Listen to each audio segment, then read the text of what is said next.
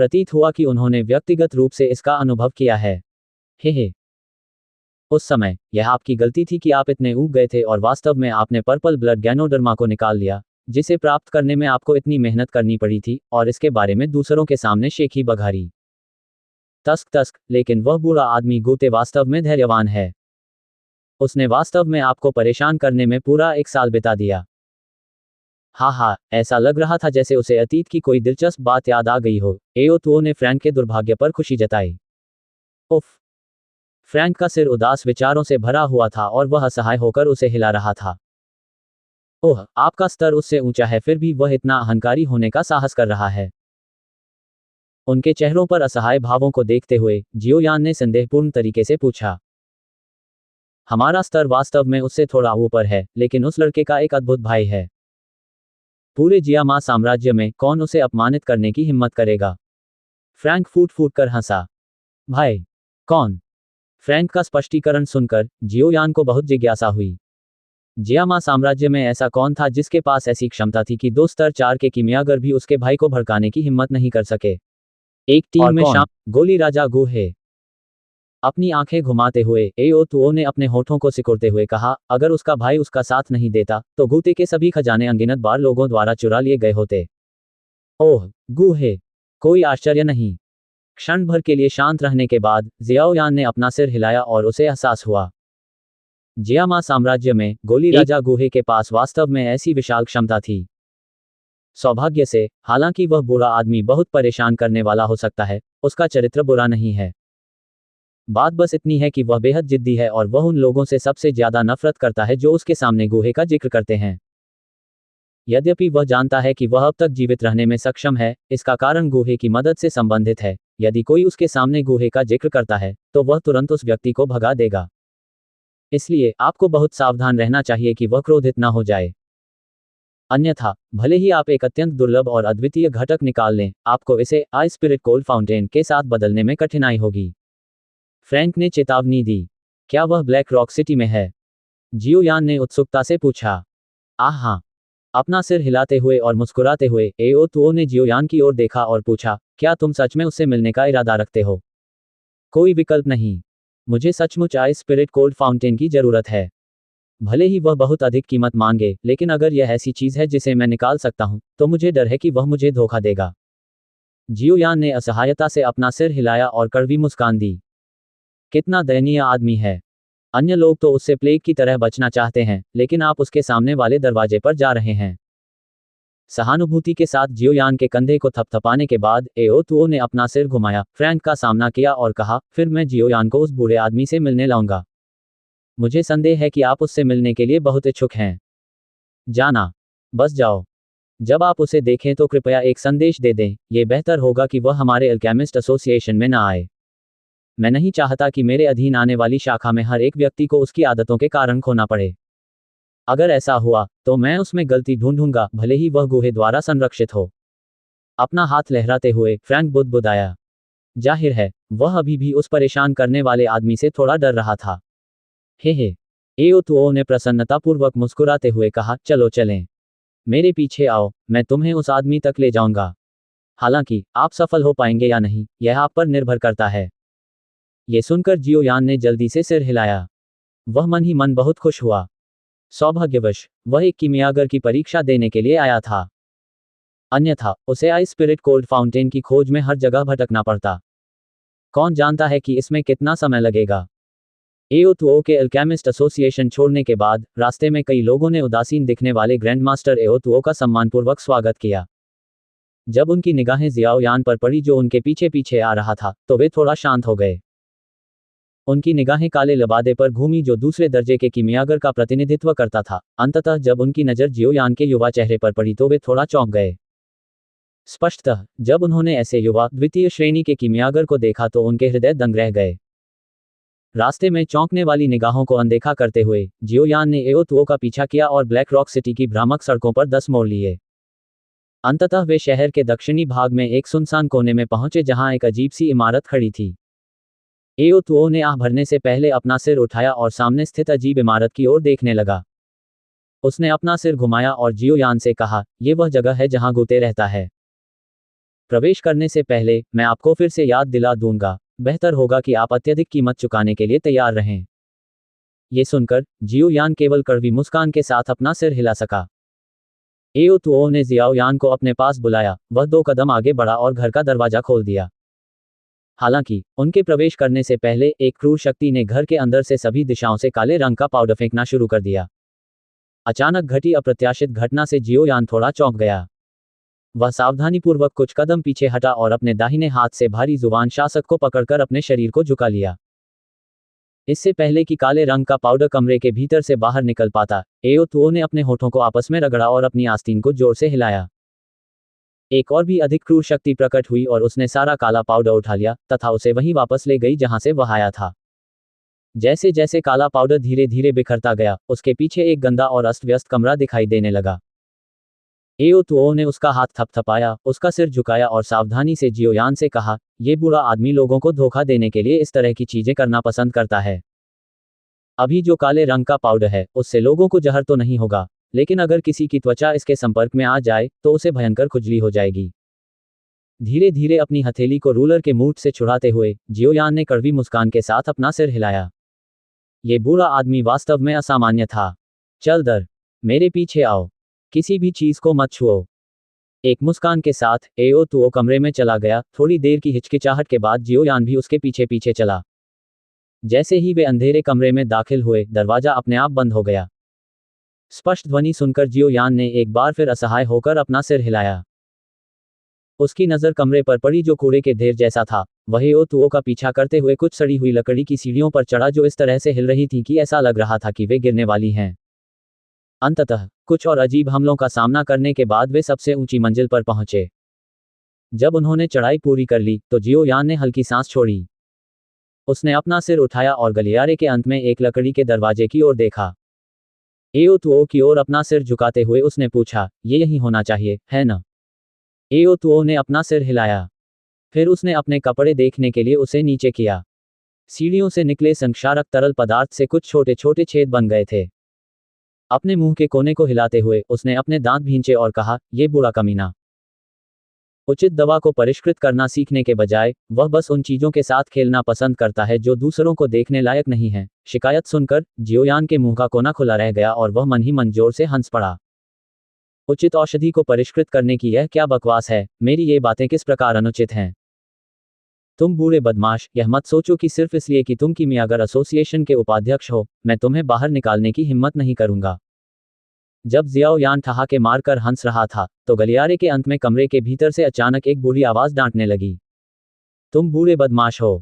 अपनी आंखें घुमाते हुए एओ तुओ ने नाराजगी से अपनी आस्तीन लहराए और जियो यान को गलियारे में ले गया।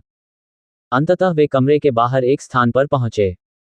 इसके बाद उसने कमरे के दरवाजे पर जोर से लात मारी जो लकड़ी का बना हुआ लग रहा था। क्लैंग। जब लात कमरे के दरवाजे से टकराई तो अचानक दरवाजे से धातु की स्पष्ट आवाज आई। ये सुनते ही जियो यान की आंखें फड़क उठीं और उसने जल्दी से अपना सिर घुमाकर एओ तुओ के विकृत बूढ़े चेहरे को देखा। चतुराई से वह जल्दी से कुछ कदम पीछे हट गया। हा, बूढ़े आदमी, पिछली बार जब तुमने मेरे एक दरवाजे को लात मारकर गिरा दिया था तो मैंने उसकी जगह स्टील का दरवाजा लगा दिया था। हा, क्या यह मजेदार है? कमरे के अंदर से एक बार फिर पुरानी ठहाकेदार हंसी गूंजी। बूढ़े कमीने। एओ तुओ का चेहरा विकृत हो गया क्योंकि उसने ठंडी हवा का एक मुंह अंदर लिया था। उसके चेहरे का भाव धीरे धीरे गहरा होता गया। उसके शरीर से एक अत्यंत भयंकर डूक्यू धीरे धीरे उठने लगा और एओ तुओ के चारों ओर लपेटने लगा जैसे वह आग से बना हुआ कोई व्यक्ति हो। क्या मजबूत डूक्यू ही है, उसकी ताकत कम से कम डूलिंग के स्तर पर है।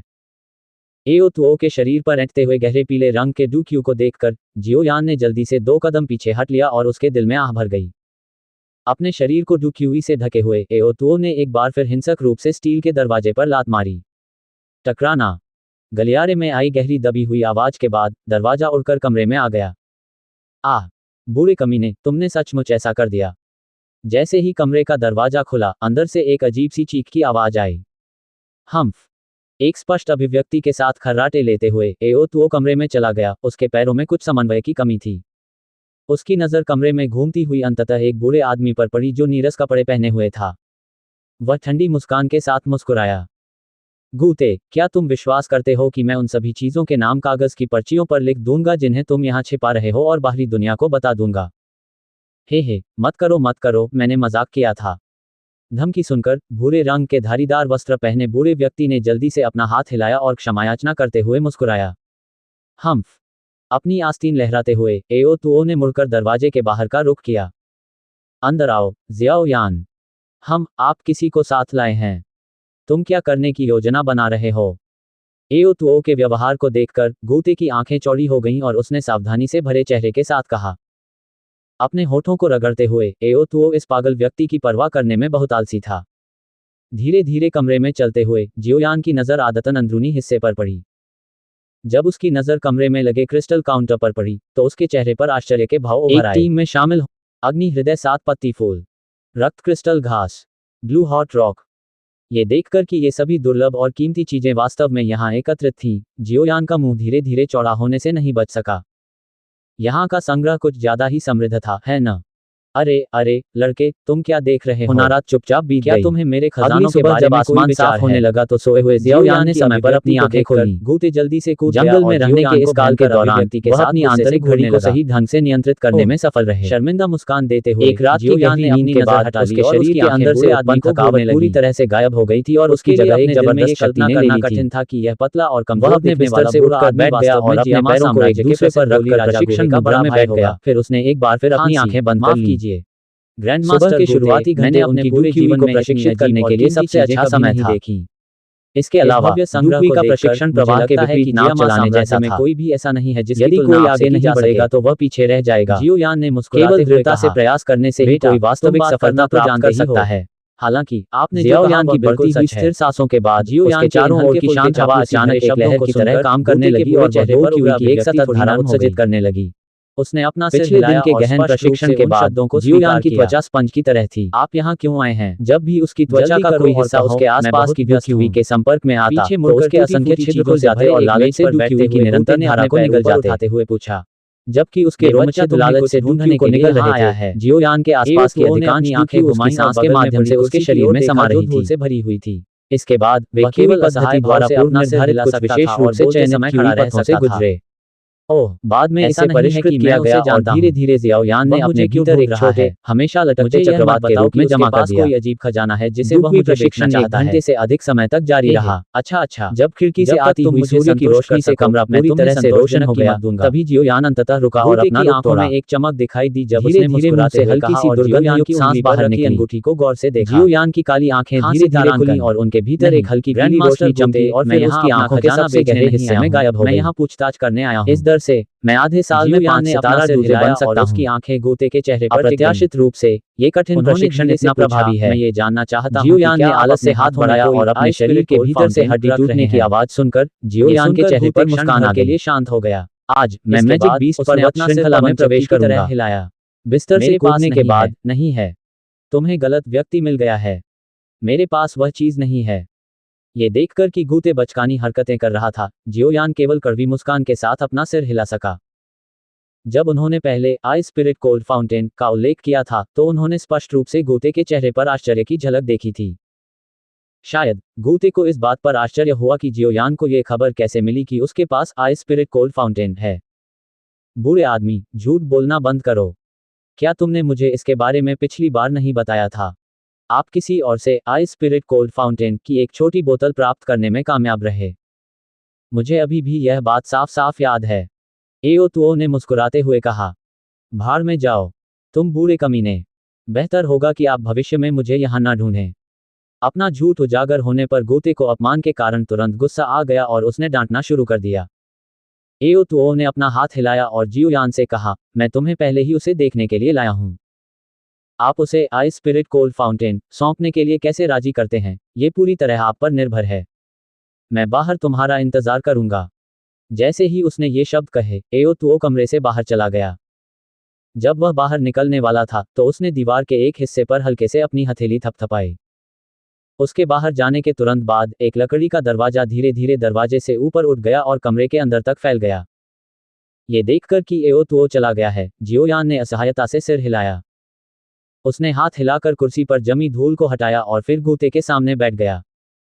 गूते की बूढ़ी आंखों ने जियाओ यान को देखने से पहले कसकर बंद दरवाजे पर नजर डाली। वह नाक भान सिकुड़कर बोला, बेटा भूल जाओ इसे। मैं तुम्हें कभी भी आई स्पिरिट कोल्ड फाउंटेन नहीं दूंगा। ग्रैंडमास्टर गूते, मेरा मानना है कि इस दुनिया में ऐसा कोई लेन देन नहीं है जो पूरा न हो सके। यदि कोई लेन देन असफल होता है तो इसका सीधा अर्थ यह है कि किसी ने ऐसी कोई चीज नहीं निकाली है जिसके बदले में दूसरा पक्ष कुछ लेना चाहता हो। जियो यान ने मुस्कुराते हुए कहा, ओह, जब तुम्हें ये पता है तो फिर तुम यहाँ क्यों हो? मुझे यह मत बताइए कि आपको जीवन बचाने के लिए आई स्पिरिट कोल्ड फाउंटेन की आवश्यकता है।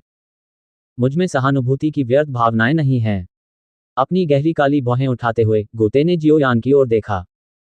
उसकी मुस्कुराहट में एक चिढ़ाने वाली भावना थी। ऐसा प्रतीत होता है कि उसने नहीं सोचा था कि जियो यान कुछ ऐसा निकाल पाएगा जिसमें उसकी रुचि होगी। जियो यान की हथेली धीरे धीरे उसकी ठुड्डी को रगड़ रही थी और उसका मुंह कसकर बंद था। ऐसा लग रहा था कि वह सोच रहा था कि किस तरह की चीज उसके सामने गूते को हिला सकती है। हे लड़के, क्या तुम्हारे पास सचमुच कुछ है? लेकिन मैं ये बात पहले ही कह दूंगा, क्यूई पद्धति या डू तकनीक को न छोड़ें। हालांकि वे बहुत कीमती हैं, फिर भी मुझे उनमें कोई दिलचस्पी नहीं है। मुझे सबसे ज्यादा क्या पसंद है? ये दुर्लभ सामग्री हैं। जियो यान के तरीके को देखकर गूते को भी थोड़ी दिलचस्पी हुई। बोलते समय उनकी उंगली कमरे में मौजूद अनेक दुर्लभ सामग्रियों की ओर इशारा करते हुए हंस रही थी। जियो यान की उंगली हल्के से मेज पर टैप हुई। वह काफी देर तक चुप रहा, फिर उसकी उंगली ने धीरे से स्टोरेज रिंग को रगड़ा। उंगली हिलाने पर उसकी हथेली में एक छोटी सी जेड बोतल दिखाई दी। जियो यान के हाथ में पन्ना जेड की बोतल देखकर गूते ने अपनी भौहें उठाईं। उसकी आंखों में एक हल्की सी जिज्ञासा उभर आई। जियो यान ने छोटी बोतल को रगड़ा, वह उससे अलग होने को तैयार नहीं थी। फिर उसने धीरे से बोतल का ढक्कन खोला और उसे मेज पर रख दिया। तुरंत ही अंदर से बैंगनी रंग की भाप उठी। उस समय छोटे से कमरे का तापमान भी काफी बढ़ गया था। गूते की आंखें थोड़ी सिकुड़ गईं क्योंकि उसने महसूस किया कि आसपास की हवा गर्म हो रही है और वह कमरे में बैंगनी ज्वाला वाष्प के धागों को घूर रहा था। उसकी मैली बूढ़ी आंखें मेज पर रखी छोटी जेड बोतल पर टिकी थीं। काफी देर बाद गूते ने अपने होंठ चाटे, सावधानी से अपना हाथ बढ़ाया और जेड बोतल को अपने हाथ में पकड़ लिया। उसने उसे अपनी नाक के नीचे रखा और घने बैंगनी वाष्प को धीरे से सूंघा। तुरंत ही उसने महसूस किया कि उसके शरीर में अग्निरूपी क्यूई, जो पहले कछुए की गति से घूम रही थी, अब और अधिक सक्रिय हो गई है। तस्क तस्क, बहुत बढ़िया बात है। अपने शरीर में परिवर्तन महसूस करते हुए गूते के बूढ़े चेहरे पर आश्चर्य का भाव उभर आया। उसने आश्चर्य से आह भरते हुए अपने होंठ चटकाए। कुछ देर तक सोचते रहने के बाद उसने अचानक अपना शरीर घुमाया और अपने पास पड़े कूड़े के ढेर में खोजने लगा। अंततः उसने एक छोटी क्रिस्टल डिश और एक पतली खोखली सुई निकाली। उन्होंने संकरी सुई को जेड की बोतल में डाला और उसे धीरे से दबाया, जिससे खोखली सुई बैंगनी रंग के तरल से भर गई। इसके बाद उन्होंने सावधानीपूर्वक इसे क्रिस्टल डिश के बीच में डाल दिया। जैसे ही बैंगनी रंग का तरल क्रिस्टल डिश पर गिराया गया, जियो यान और गूते बैंगनी रंग के तरल की उस बूंद के भीतर एक बैंगनी रंग की लौ को नाचते हुए देख सके। ये चीज। अपनी भौहों को एक साथ दबाते हुए गूते ने एक पल के लिए गहराई से सोचा। फिर वह अचानक पलटा और एक चट्टान के पीछे से एक बहुत मोटी किताब निकाली। इसके बाद उसने उसे खोला और जल्दी से उसमें देखने लगा। ऐसा लग रहा था जैसे वह कुछ ढूंढ रहा था। गूते की हरकतें देखकर जियो यान अपने दिल में थोड़ी उलझन महसूस करने से खुद को रोक नहीं सका। क्या यह अस्त व्यस्त दिखने वाला बूढ़ा आदमी सचमुच एमेथिस्ट लान बर्थ एसेंस को पहचान पाएगा? मेज पर रखी छोटी जेड बोतल पर अपनी नजर घुमाते हुए जियो यान का चेहरा थोड़ा दर्द से तड़प उठा। यदि आई स्पिरिट कोल्ड फाउंटेन उसके लिए इतना महत्वपूर्ण नहीं होता, तो वह निश्चित रूप से इसके बदले में अपना एमेथिस्ट लान बर्थ एसेंस निकालने के लिए तैयार नहीं होता। अग्नि प्रकार की क्यूई विधियों का प्रशिक्षण करते समय ये चीज सबसे अच्छी सहायता थी। इसके साथ प्रशिक्षण लेने पर कठिन प्रशिक्षण के लिए आवश्यक बहुत सारा समय बचाया जा सकता है। उस समय मैजिक बीस्ट माउंटेन रेंज में जियो यान ने एमेथिस्ट लान बर्थ एसेंस की 6 बोतलें प्राप्त करने में कामयाबी हासिल की थी। प्रशिक्षण के दौरान इसे बूंद बूंद करके पीने के बाद उन्होंने आधी बोतल से थोड़ा कम पी लिया था। इस प्रकार जियो यान के पास एमेथिस्ट लान बर्थ एसेंस की केवल 5 बोतलें ही शेष बची थीं। हालांकि आई स्पिरिट कोल्ड फाउंटेन प्राप्त करने के लिए उसे अब एक को बाहर निकालना था। एमेथिस्ट लान बर्थ एसेंस की इन 5 बोतलों में से प्रत्येक को अमूल्य खजाना माना जा सकता है। यदि दुर्लभता और विशिष्टता के आधार पर मूल्य की तुलना की जाए तो यह आई स्पिरिट कोल्ड फाउंटेन से पीछे नहीं रहेगा। आखिरकार एमेथिस्ट लान बर्थ एसेंस प्राप्त करना किसी खतरनाक जगह में प्रवेश करने से ज़्यादा आसान नहीं था। बस ये कि डू हुआंग स्तर के एमेथिस्ट विंग लान का मतलब ये होगा कि कई लोगों में अपनी इच्छा को पूरा करने की ताकत नहीं होगी। मिल गया, मिल गया। गूते, जो बार बार किताब पलट रहा था, अचानक चिल्लाया जबकि जियोयान अपने दिल में दर्द महसूस कर रहा था। उत्सुकता से अपनी दृष्टि उस प्राचीन दिखने वाली पुस्तक के एक पृष्ठ पर घुमाते हुए जियोयान ने स्पष्ट रूप से देखा कि जिस पृष्ठ को खोला गया था उस पर एक विशाल पशु का चित्र था जिसका शरीर पूरी तरह से नीलम से ढका हुआ था और उसका मुंह खुला हुआ था। यह विशाल जानवर एमेथिस्ट पंख वाला शेर था। एमेथिस्ट लान बर्थ एसेंस एमेथिस्ट विंग लान से जन्मा है और एक शिशु जानवर के साथ पैदा हुआ है। ऐसा होने की संभावना बहुत कम है और 100 वर्षों में ऐसा होना शायद ही संभव हो। अग्नि प्रकार की क्यूई विधियों का प्रशिक्षण लेने वालों के लिए यह एक ऐसा खजाना है जो बहुत सारे सोने के साथ भी नहीं मिल सकता है। टस्क लड़के, मैं वास्तव में सोच भी नहीं सकता था कि तुम्हें वास्तव में एमेथिस्ट लान बर्थ एसेंस जैसी अनोखी वस्तु हाथ लगी है। एमेथिस्ट लान बर्थ एसेंस पर जानकारी को जोर से पढ़ने के बाद गूते अपनी खुशी जाहिर करने से खुद को रोक नहीं सके। मुझे ये संयोग से प्राप्त हुआ। जियोयान मंद मंद मुस्कुराया। उसने अपनी आंखें उठाईं, गूते की ओर देखा, जिसकी नज़र कभी छोटी बोतल से हटी ही नहीं और फुसफुसाया, तो कैसा है ग्रैंडमास्टर गूते, क्या आप उस चीज़ से संतुष्ट हैं जो मैंने निकाली है? ये सुनकर गूते ने अपनी आंखें घुमाईं और आकाश की ओर देखकर हंसा। उसके हाथ में मौजूद पतली सुई ने क्रिस्टल डिश पर धीरे से टैप किया और उसने मुस्कुराते हुए कहा, छोटे लड़के, मैं अभी भी तुम्हारा नाम नहीं जानता। जियोयान। जियोयान ने मुस्कुराते हुए जवाब दिया। हे छोटे भाई जियाओयान, ओह वह, चूंकि आप आइस स्पिरिट कोल्ड फाउंटेन की खोज कर रहे हैं तो आपको इसकी दुर्लभता के बारे में स्पष्ट होना चाहिए, है ना? गूते हंसे। हा, मैं स्वाभाविक रूप से इसके बारे में जानता हूं। अगर मैं ऐसा नहीं करूंगा तो मैं एमेथिस्ट लान बर्थ एसेंस जैसी अनोखी चीज क्यों ले जाऊंगा? जियोयान मुस्कुराया, लेकिन उसने अपने दिल में ठंडी मुस्कान के साथ अपना मुंह बंद कर लिया। क्या ये बूढ़ा आदमी सोचता है कि वह बच्चा था? उफ, मैं इसे इस तरह से कहूंगा। आपका ये एमेथिस्ट लान बर्थ एसेंस एक दुर्लभ वस्तु मानी जा सकती है, लेकिन आपको ये स्पष्ट होना चाहिए कि यह चीज केवल उन लोगों के लिए उपयोगी है जो अग्नि प्रकार की क्यूई विधियों का अभ्यास करते हैं। इससे इसका मूल्य सीमित हो जाता है। गूते ने जियोयान की ओर देखा और कहा। जियोयान मंद मंद मुस्कुराया, लेकिन उसने अपना हाथ धीरे से बढ़ाया और गूते के सामने रखी छोटी जेड बोतल पकड़ ली। फिर उसने सावधानी से उस पर ढक्कन लगाया और अपनी आंखें उठाकर गूते की ओर देखा जो उसे एक सूखी मुस्कान दे रहा था। मुस्कुराते हुए उसने कहा, ग्रैंडमास्टर गूते, कृपया मेरे साथ मूर्ख जैसा व्यवहार न करें और मुझे धोखा न दें। हम दोनों जानते हैं कि एमेथिस्ट लान बर्थ एसेंस का अग्नि प्रकार की क्यूई विधि का अभ्यास करने वालों पर कितना बड़ा प्रभाव पड़ता है। इसे प्राप्त करने के लिए कई कीमियागर अपना पूरा भाग्य खोने को तैयार हैं। हा, आपको मुझे डांटने के लिए जल्दबाजी करने की जरूरत नहीं है। एक ऐसे व्यक्ति के रूप में जिसने दशकों तक खजाने एकत्र किए हैं, आपको इसके वास्तविक मूल्य के बारे में स्पष्ट होना चाहिए। मैंने जो एमेथिस्ट लान बर्थ एसेंस निकाला है उसका महत्व कम करने की कोशिश करके आप निस्संदेह इसकी कीमत बढ़ाने की कोशिश कर रहे हैं। लेकिन मैं पहले ये भी बता दूं कि मेरे पास एमेथिस्ट एसेंस की केवल एक बोतल है। आप इसे एक्सचेंज करना या न करना चुन सकते हैं। जो चीज़ें मैं निकाल पाता हूं उनमें ये सबसे मूल्यवान है। यदि आप अब भी सोचते हैं कि यह पर्याप्त है तो मुझे हार मान लेनी होगी, भले ही मुझे आइस स्पिरिट कोल्ड फाउंटेन की वास्तव में आवश्यकता है। जियोयान ने अपना सिर हिलाया और अफसोस से आह भरी। ओह, ये देखते हुए कि जियोयान कितना निर्णायक हो गया था, गूते ने अपना मुंह थोड़ा खोला। उन्होंने यह उम्मीद नहीं की थी कि पूरी जिंदगी बदमाशी का खेल खेलने के बाद वह वास्तव में एक युवा पीढ़ी के व्यक्ति से मिले थे जो उनके सामने कोई सम्मान नहीं देता था। कीचड़ से सनी बूढ़ी आंखें झपक नहीं रही थी जब वह जियाओयान के मुस्कुराते चेहरे को देख रहा था। काफी देर बाद गूते ने अपना सिर हिलाया और असहाय होकर कहा, चूंकि यह ऐसा है, इसलिए मुझे आपको खेद के साथ सूचित करना होगा कि यह आदान प्रदान विफल हो सकता है। ये सुनकर जियोयान के चेहरे पर कोई बदलाव नहीं आया। उसने मुस्कुराते हुए अपना हाथ हिलाया और खेद से अपना सिर हिलाया। अपने हाथ की एक झटके से उसने जेड की बोतल को अपनी भंडारण रिंग में रख दिया।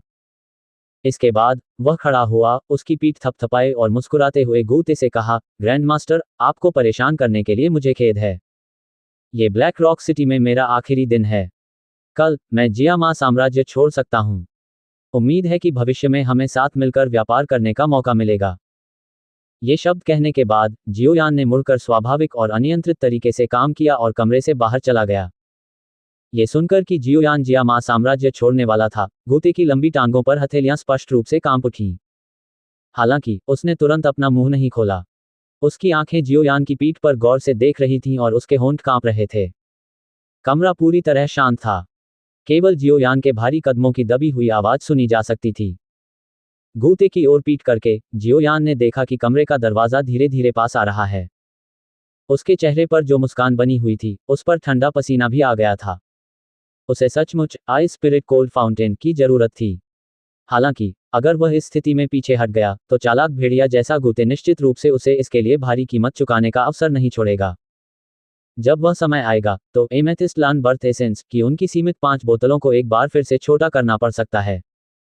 ये परिणाम निस्संदेह जियोयान के लिए अत्यंत दुखद था। इस प्रकार विनिमय की स्थिति को सीमित करने के लिए वह केवल ऐसा संकल्प ही दिखा सकता था। अरे, क्या इस बूढ़े आदमी की मानसिक शक्ति बहुत मजबूत नहीं है? मुझे यह मत बताइए कि वह एमेथिस्ट लान बर्थ एसेंस की ओर आकर्षित नहीं है। जियोयान अपने दिल में उत्सुकता से डांटने से खुद को रोक नहीं सका।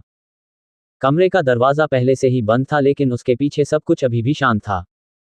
4 कदम, 3 कदम, 2 कदम, उसका दिल चुपचाप दरवाजे तक पहुंचने वाले कदमों की गिनती कर रहा था। जब वह अपने अंतिम चरण पर पहुंचा तो जियोयान ने धीरे से आह भरी। दरवाजे के हैंडल को छूते ही उसकी हथेली हल्की सी कांप उठी। जियोयान एक पल के लिए चुप रहा और उसने दरवाजे का हैंडल पकड़ लिया। इसके बाद उसने जोर से अपने दांत भींचे, अपने दिल को मजबूत किया और दरवाजा खोलकर बाहर जाने की तैयारी करने लगा। हालांकि इस समय एक बुरी आवाज जिसने जियोयान के दिल का बोझ उतार दिया, उसके पीछे से प्रकट हुई। उफ, लड़का, वापस आओ। आप जीतते हैं। मैंने अपने पूरे जीवन में एमेथिस्ट लान बर्थ एसेंस नहीं देखा है। तो आप बहुत भाग्यशाली हैं। अगर कुछ और होता तो आज आप सचमुच खाली हाथ लौटते। बुरी आवाज गुस्से से भरी गड़गड़ाहट की तरह थी, जिसने जियोयान के दिल पर कसकर दबाव डाला हुआ वजन तोड़ दिया। जब जियोयान एक आरामदायक आह भर रहा था तो वह ये जानकर दंग रह गया कि उसकी पीठ अनजाने में ही ठंडे पसीने से भीग गई थी। यदि कीमियागर के लबादे की कारीगरी अच्छी न होती तो संभवतः उसके पीछे खड़े गूते को कुछ गड़बड़ नजर आती।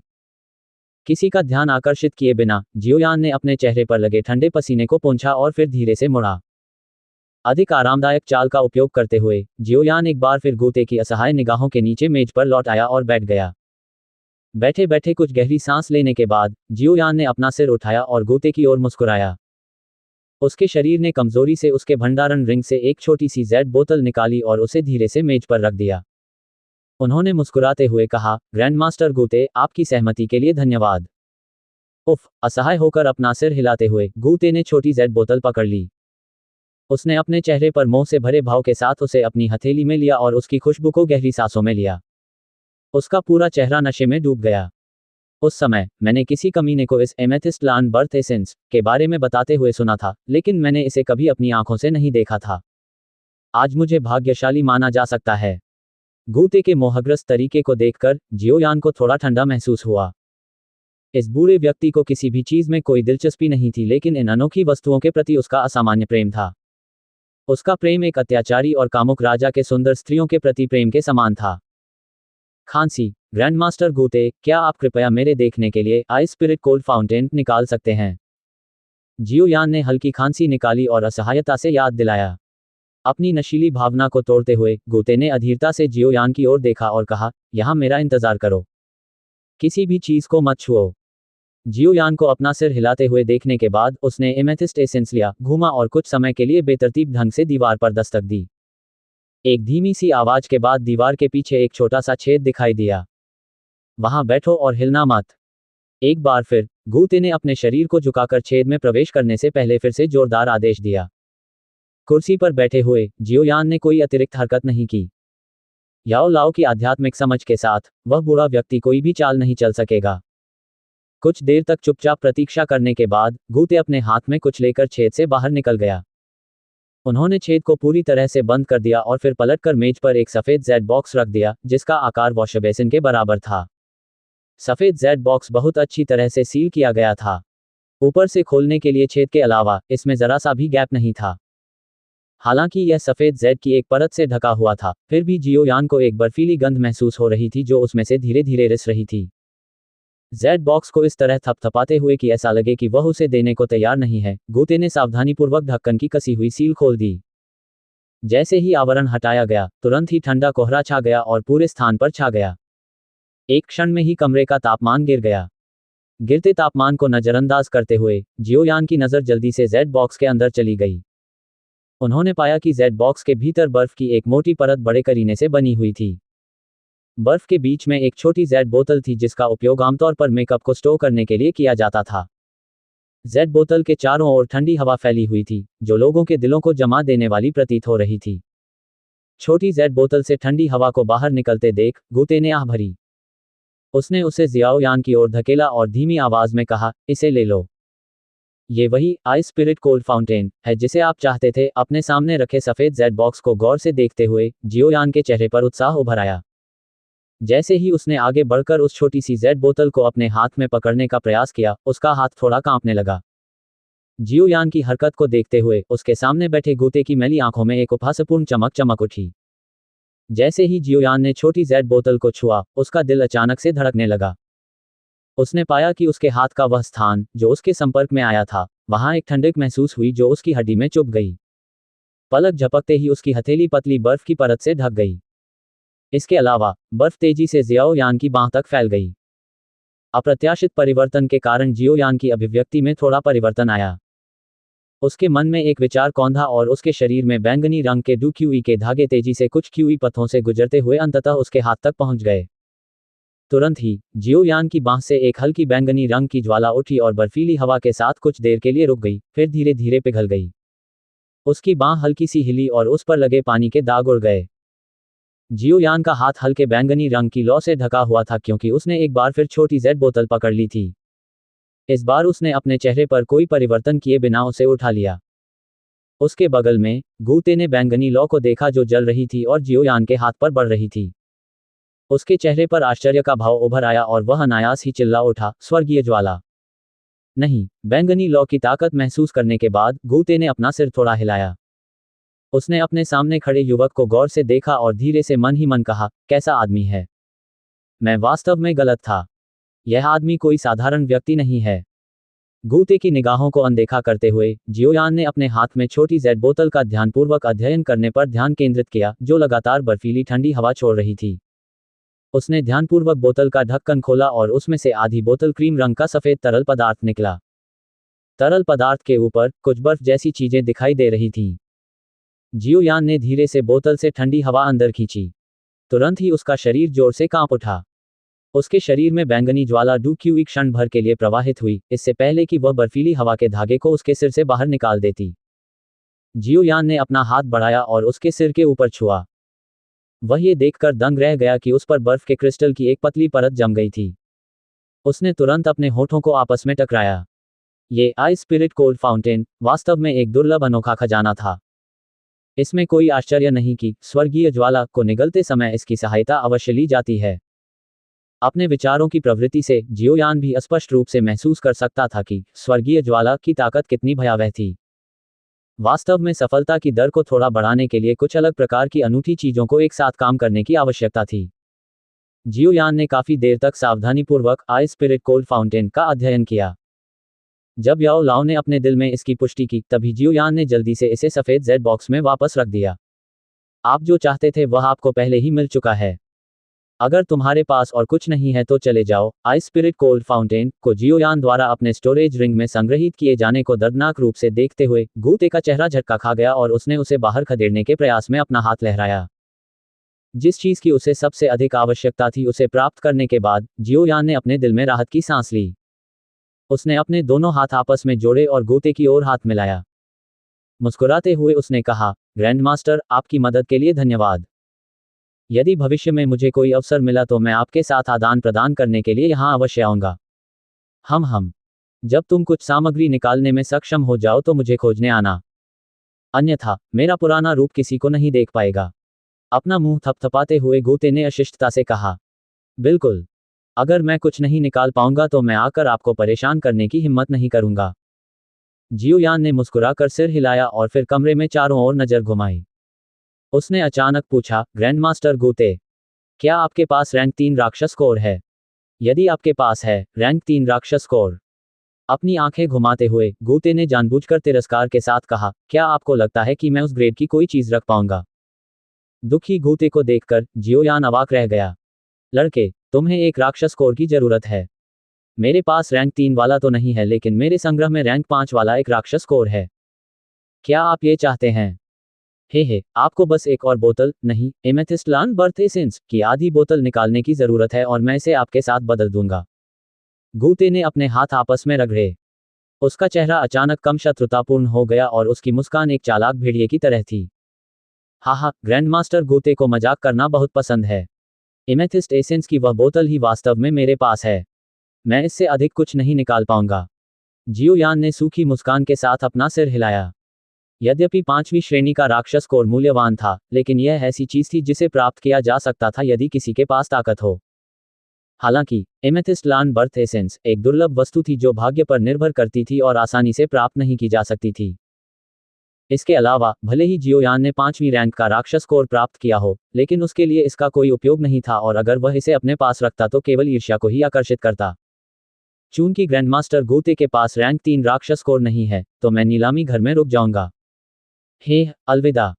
गूते की ओर मुस्कुराते हुए जियोयान ने धीरे से अपना शरीर घुमाया, दरवाजा खोला और गूते की नाखुश निगाहों के नीचे बाहर चला गया। छोटे कमीने, मुझे तुम पर विश्वास नहीं होता। गूते कुर्सी पर बैठ गया और थोड़ा असमंजस में पड़ गया। उसने भौहें सिकोड़ ली। जियोयान, मुझे लगता है मैंने ये नाम कहीं सुना है। कहाँ? कमरे के बीच में नीरस वेशभूषा में बूढ़ा आदमी अपने बाल खुजलाते हुए गहराई से सोच रहा था। कदमों की आवाज सुनकर एओतुओ ने पीछे मुड़कर देखा और उसने जियोयान को देखा, जिसका चेहरा मुस्कुराहट से भरा था।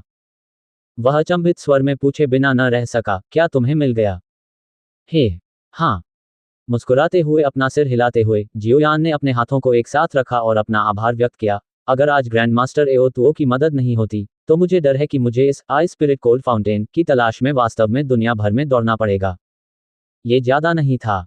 ये चीजें केवल सजावट के लिए ही होंगी यदि उन्हें उस बूढ़े व्यक्ति के साथ रखा जाए। अपनी योग्यता के कारण वह उनका उपयोग करने में असमर्थ होगा।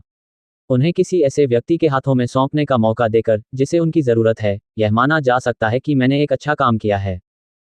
एओतुओ मुस्कुराया और अपना सिर हिलाया।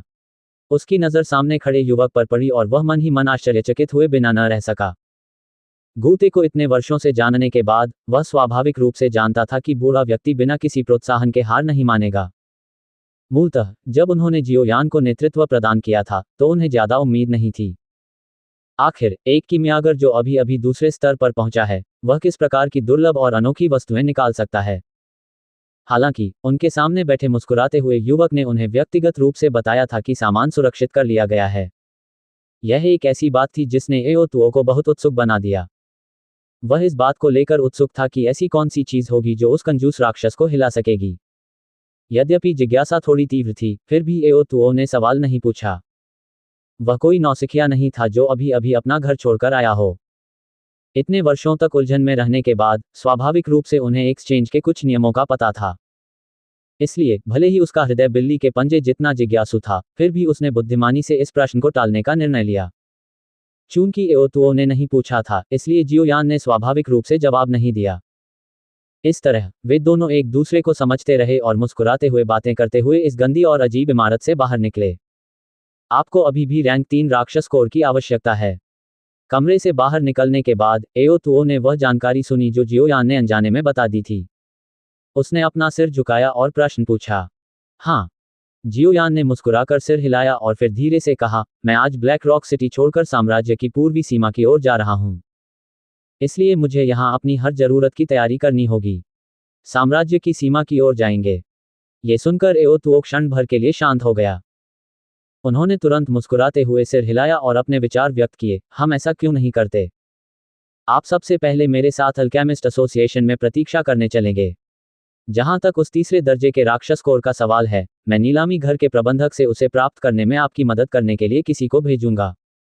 इस तरह आप नीलामी घर जाने में लगने वाले समय की बचत कर सकते हैं। ये शब्द सुनकर जियोयान को इसे स्वीकार करने की इच्छा महसूस हुई। उन्होंने कोई दिखावा नहीं किया और मुस्कुराते हुए सिर हिला दिया। तो मैं ग्रैंडमास्टर एओतुओ को परेशान करूंगा। हे, चूंकि आपने हमारे ब्लैक रॉक सिटी के अल्केमिस्ट एसोसिएशन में पंजीकरण कराया है, इसलिए आपको हम में से एक माना जा सकता है। ये थोड़ी सी परेशानी कुछ भी नहीं है, एओ तुओ ने अपना सिर हिलाया और लापरवाही से जवाब दिया। एओ तुओ के शब्दों में स्पष्ट रूप से जियाओ यान की चापलूसी करने की कोशिश के संकेत थे। इस बारे में जियो यान ने अपना सिर हिलाने से पहले थोड़ा हिचकिचाया। जियामा साम्राज्य में अल्केमिस्ट एसोसिएशन निस्संदेह एक विशाल संगठन था जो मिस्टी क्लाउड संप्रदाय से नहीं हार सकता था। उनके साथ एक हो जाना उसके लिए किसी भी तरह से हानिकारक नहीं होगा। इसके अलावा अगर भविष्य में उसे दवा को परिष्कृत करने की जरूरत पड़ी तो उसे कुछ दुर्लभ और अजीब चीजों की आवश्यकता होगी। जब वह समय आया तो अल्केमिस्ट एसोसिएशन की विनिमय प्रणाली अत्यंत सुलभ थी। इस प्रकार जियोयान इस मामले के प्रति बहुत अधिक प्रतिरोधी नहीं था। बेशक जियोयान के बिना ज्यादा हिचकिचाहट के सहमत होने का मुख्य कारण यह था कि अल्केमिस्ट एसोसिएशन में बहुत अधिक प्रतिबंध नहीं थे। सामान्य दिनों में सभी लोग अपने अपने काम करते थे और एक दूसरे को परेशान नहीं करते थे। कभी कभी जब कीमियागर एसोसिएशन को मदद की आवश्यकता होती है तो वे मदद के लिए कुछ कीमियागरों को बुलाने के लिए निमंत्रण वितरित करते हैं। स्वाभाविक रूप से दी गई सहायता निःशुल्क नहीं थी। एक बार जब ये ठीक से पूरा हो जाएगा तो एसोसिएशन अच्छी रकम मुआवजा देगी। जल्द ही उन दोनों के अल्केमिस्ट एसोसिएशन में वापस आने के बाद एओ तुओ ने किसी को जियोयान को रैंक 3 राक्षस कोर खरीदने में मदद करने का आदेश दिया, इससे पहले कि वह जियोयान को चुपचाप इंतजार करने के लिए लिविंग रूम में आमंत्रित करे। विशाल बैठक कक्ष में एओ तुओ एक चाय का कप लेकर आया और उसे जियोयान के सामने रख दिया। उसने कुछ देर तक चुपचाप सोचा और फिर अचानक पूछा, जियोयान, तुम साम्राज्य की सीमा तक अपनी यात्रा में कितना समय बिताने की योजना बना रही हो? शायद लगभग आधा साल। आधा साल। अपनी उंगली को धीरे से मेज पर टैप करते हुए एओ तुओ मुस्कुराया और कहा, आधे साल बाद क्या आप जियामा साम्राज्य की राजधानी जाएंगे? पूंजी। ये सुनकर जियोयान क्षण भर के लिए शांत हो गया। उसने अपने होठों को कसकर दबाया और सिर हिलाया। उसने मन ही मन ठंडे स्वर में कहा, बेशक मैं जाऊंगा। मिस्टी क्लाउड संप्रदाय राजधानी के ठीक बाहर है। मैं कैसे न जाऊं? हे। जियोयान की बातें सुनकर एओ तुओ के चेहरे पर मुस्कान थोड़ी और स्पष्ट हो गई। उसने जियोयान को जो नजर दी वह भी कोमल थी। ग्रैंडमास्टर एओ तुओ, कोई बात है क्या? एओ तुओ के तरीके को देखकर जियोयेट को अप्राकृतिक महसूस हुआ जब उसने पूछा। वास्तव में कुछ तो है। मुस्कुराते हुए अपना सिर हिलाते हुए एओ तुओ ने धीरे से कहा, आधे साल बाद राजधानी में आगामी अल्केमिस्ट ग्रैंड मीटिंग होगी। मेरा मानना है कि यदि आपके पास खाली समय हो तो आप इसमें भाग ले सकते हैं। यह आपके लिए बहुत फायदेमंद होगा। Alchemist grand meeting. ये सुनकर जियोयान का चेहरा स्पष्ट रूप से हैरान था। कीमियागर महासभा के दौरान न केवल जियामा साम्राज्य के कई कीमियागर भाग लेंगे बल्कि डूक्यूई महाद्वीप के अन्य साम्राज्यों से भी कुछ कीमियागर आएंगे और इसमें शामिल होंगे। ये जियामा साम्राज्य कीमियागर परिदृश्य में एक महान घटना है। इसे मिस करना दुख की बात होगी। ओह, यदि आप उस समय शामिल होना चाहते हैं तो आप फ्रैंक या मुझे खोजने के लिए राजधानी के अल्केमिस्ट एसोसिएशन मुख्यालय में आ सकते हैं। तब तक हम सब वहां पहुंच जाएंगे। जियोयान के चेहरे पर कुछ दिलचस्पी देखकर एओ तुओ ने मुस्कुराते हुए कहा, हाँ, ठीक है। अगर मैं उस समय फ्री हुआ तो मैं जरूर जाऊंगा और देखूंगा। जियोयान मुस्कुराया और सिर हिलाया। यह माना जा सकता है कि उसने एओ तुओ का निमंत्रण स्वीकार कर लिया है। ये देखकर कि जियोयान ने सहमति में अपना सिर हिलाया था, एओ तुओ ने भी मुस्कुराकर सिर हिलाया। फिर उसने जियाओयान को अल्केमिस्ट ग्रैंड मीटिंग के बारे में कुछ महत्वपूर्ण बातें बताईं, जिन पर उसे ध्यान देने की आवश्यकता थी। जिस समय वे दोनों बात कर रहे थे उसी समय वह व्यक्ति जो रैंक 3 मॉन्स्टर कोर खरीदने के लिए नीलामी घर गया था वह भी वापस आ गया था। उन्होंने सम्मानपूर्वक इसे जियोयान को सौंप दिया। रैंक 3 मॉन्स्टर कोर का मूल्य 2 लाख से कम नहीं होगा। हालांकि इस पैसे को एओ तुओ ने मुस्कुराते हुए अस्वीकार कर दिया। अल्केमिस्ट एसोसिएशन से प्राप्त धन से इस पैसे को खर्च करना सचमुच सागर में एक बूंद के समान था। जब उसे इस रैंक 3 मॉन्स्टर कोर का सामना करना पड़ा जिसे उसने मुफ्त में प्राप्त किया था तो जियोयान केवल असहाय होकर इसे स्वीकार कर सका। दोनों ने कुछ देर तक बातचीत की, फिर आखिरकार जियोयान उठकर विदा ली। आज वह ब्लैक रॉक सिटी छोड़ देंगे। मुस्कुराते हुए एओ तुओ ने जियाओयान को अल्केमिस्ट एसोसिएशन से बाहर देखा। उसने जियाओयान की पीठ को देखा जो धीरे धीरे गायब हो गई। फिर वह मुस्कुराया और फुसफुसाया, जियाओयान, मैं अल्केमिस्ट ग्रैंड मीटिंग में तुम्हारा इंतजार करूंगा। मुझे उम्मीद है कि आप उस दृश्य में अपनी प्रतिभा प्रदर्शित कर सकेंगे। अल्केमिस्ट एसोसिएशन से बाहर निकलने के बाद जियोयान ने शहर के मध्य की ओर बढ़ने से पहले चारों ओर नजर दौड़ाई, जहां फ्लाइंग ट्रांसपोर्टेशन कंपनी स्थित थी। कुछ अपरिचित सड़कों से गुजरने और रास्ते में दिशा निर्देश पूछने के बाद जियोयान को अंततः 10 मिनट के बाद एक विस्तृत खुली जगह के बीच में स्थित फ्लाइंग ट्रांसपोर्टेशन कंपनी मिल गई। विशाल प्लाजा में 10 से अधिक बड़े पक्षी खड़े थे। इस प्रकार के पक्षी राक्षस को मोटे पंख वाले पक्षी के नाम से जाना जाता था। वे जादुई पशु वर्गीकरण से संबंधित नहीं थे, बल्कि केवल पक्षी थे। वे बहुत ही सौम्य स्वभाव के थे और मनुष्यों द्वारा आसानी से प्रशिक्षित किए जा सकते थे। हालांकि उनकी छोटी संख्या के कारण इस तरह के उड़ान परिवहन बेड़े को बनाने के लिए आमतौर पर एक साम्राज्य की ताकत की आवश्यकता होगी। इस प्रकार के मोटे पंख वाले पक्षी की गति के मामले में उड़ने वाले जादुई जानवर से तुलना नहीं की जा सकती, फिर भी उनमें बहुत अधिक सहनशक्ति होती है। यदि उनमें से किसी एक को पूरा भोजन मिल जाए तो वह 4 या 5 दिनों तक स्थिर गति से उड़ सकता है। इसका भार उठाने की क्षमता भी उत्कृष्ट थी। एक पूर्ण विकसित मोटे पंख वाला पक्षी आसानी से अपने वजन से 5 या 6 गुना अधिक भार उठा सकता है और फिर भी लंबे समय तक उड़ सकता है। युद्ध के समय इन मोटे पंख वाले पक्षियों को साम्राज्य की सेना द्वारा बलपूर्वक वापस ले लिया जाता था। युद्ध समाप्त होने पर ही इसे जनता को लौटाया जाएगा। इस प्रकार प्राणियों में से कई ऐसे थे जिन्होंने युद्ध का अनुभव किया था। जैसे ही जियाओ यान ने प्लाजा में प्रवेश किया, उसके कानों में जोर से चीखें गूंजने लगी, जिससे जियाओ यान के कान बजने लगे और वह समय पर प्रतिक्रिया नहीं कर सका। जियो यान ने अपना सिर जोर से हिलाया और फिर उसे उठाया और भीड़ भरे चौक के चारों ओर देखने लगा। प्रत्येक मोटे पंख वाले पक्षी के पास एक लंबी कतार थी। मोटे पंख वाले पक्षी के बगल में लकड़ी की सीढ़ियों पर जियो यान ने वर्दी पहने एक व्यक्ति को बोर्डिंग टिकट इकट्ठा करते हुए देखा। ये दृश्य देखकर कुछ देर के लिए स्तब्ध रहने के बाद जियो यान फूट फूट कर हंसा और अपना सिर हिलाया। उन्होंने एक राहगीर को रोका और उससे पूछा कि वह टिकट कहाँ से खरीद सकता है। इसके बाद वे प्लाजा के दक्षिण पूर्वी हिस्से की ओर चले गए जहां टिकट काउंटर था। वर्तमान में टिकट काउंटर के सामने बहुत लंबी कतार लगी हुई थी और जियो यान असहाय होकर चुपचाप कतार में खड़ा होकर अपनी बारी का इंतजार कर रहा था। प्रतीक्षा के दौरान उसके कानों के पास शोर कभी बंद नहीं हुआ।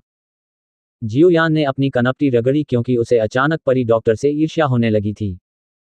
अब उसे अंततः पता चल गया था कि एक उड़ने वाले घोड़े का मालिक होना बहुत महत्वपूर्ण था। केवल एक बांस की सीटी के साथ विशाल डूक्यू महाद्वीप उसके घूमने के लिए था। अरे, मैं भविष्य में एक उड़ने वाला पालतू जानवर पाऊंगा। अपने दांतों को भींचते हुए जियो यान ने अपने दिल में क्रूरता से कहा। श्रीमान, आप कहाँ यात्रा करना चाहते हैं? जब जियो यान अपने आप में सोच रहा था तो उसके सामने से एक महिला की आवाज सुनाई दी। ओह! जियो यान का दिमाग क्षण भर के लिए खाली हो गया था। उसने अपना सिर उठाया और पाया कि उसके सामने कतार पहले ही खाली हो चुकी थी। काउंटर के पीछे वर्दी पहने एक खूबसूरत महिला खड़ी थी जो उससे पूछते समय अपनी व्यावसायिक मुस्कान बिखेर रही थी। हालांकि जियो यान देख सकता था कि मुस्कान के पीछे एक अधीरता थी। साम्राज्य की पूर्वी सीमा, टैगर रेगिस्तान के सबसे निकट का शहर। जियो यान ने अपने सामने खड़ी काफी खूबसूरत महिला की ओर देखा और विनम्रता से कहा। यह सुनकर महिला ने अपने होठों को भींचा और धीरे से अपने आप से कुछ कहा। इसके बाद उसने एक टिकट निकाला जो एक जादुई जानवर के विशेष फर से बना था। हालांकि जब वह जियो यान को टिकट सौंपने वाली थी तो उसकी अधीर निगाहें जो इधर उधर घूम रही थी, अचानक जियो यान की छाती के सामने अल्केमिस्ट बैज पर रुक गईं। तुरंत ही उसका बढ़ा हुआ हाथ अचानक सख्त हो गया। सावधान स्वर और मुस्कुराहट के साथ उसने पूछा, सर, क्या आप किमियागर हैं? हाँ। कोई प्रॉब्लम है क्या? जियाओ यान ने पूछते हुए भौहें सिकोड़ी। बिल्कुल नहीं, बिल्कुल नहीं। बात बस इतनी है कि साम्राज्य के नियमों के अनुसार एक किमियागर फ्लाइंग ट्रांसपोर्टेशन कंपनी की सेवा का मुफ्त में आनंद ले सकता है। इसलिए कृपया मेरा अनुसरण करें। हमारे पास एक उड़ने वाला घोड़ा है जो विशेष रूप से किमियागरों के लिए तैयार किया गया है। जियो यान को अपना सिर हिलाते देख महिला ने जल्दी से अपना सिर हिलाया और मुस्कुराते हुए सम्मानपूर्वक कहा। यह सुनकर जियो यान एक बार फिर चुप हो गया। एक क्षण बाद वह भावुक होकर आह भरने से खुद को रोक नहीं सका। एक किमियागर के रूप में उनकी पहचान इतनी भव्य थी कि कोई भी आश्चर्यचकित हो सकता था। यहां तक कि जब इन छोटी छोटी चीजों की बात आती थी तो साम्राज्य ने किमियागरों को लाभ पहुंचाने के आदेश दिए थे।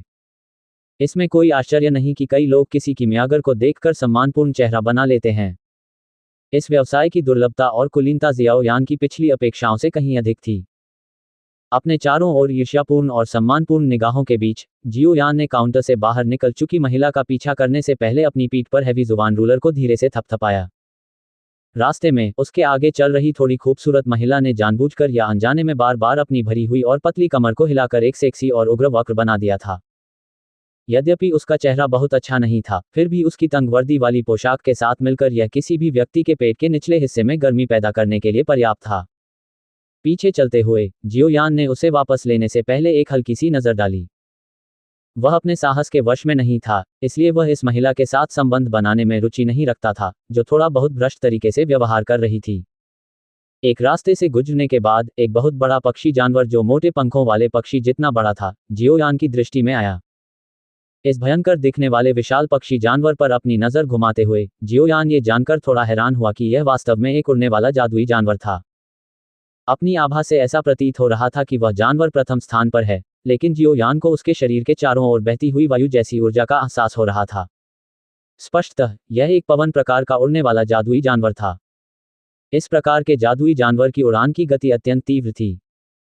उड़ते हुए जादुई जानवर की पीठ पर एक छोटा सा घर था जो विशेष लकड़ी का उपयोग करके मजबूती से बनाया गया था। इस प्रकार की लकड़ी अत्यंत चुस्त तथा दृढ़ होती थी। हालांकि ये बहुत कम उपलब्ध था।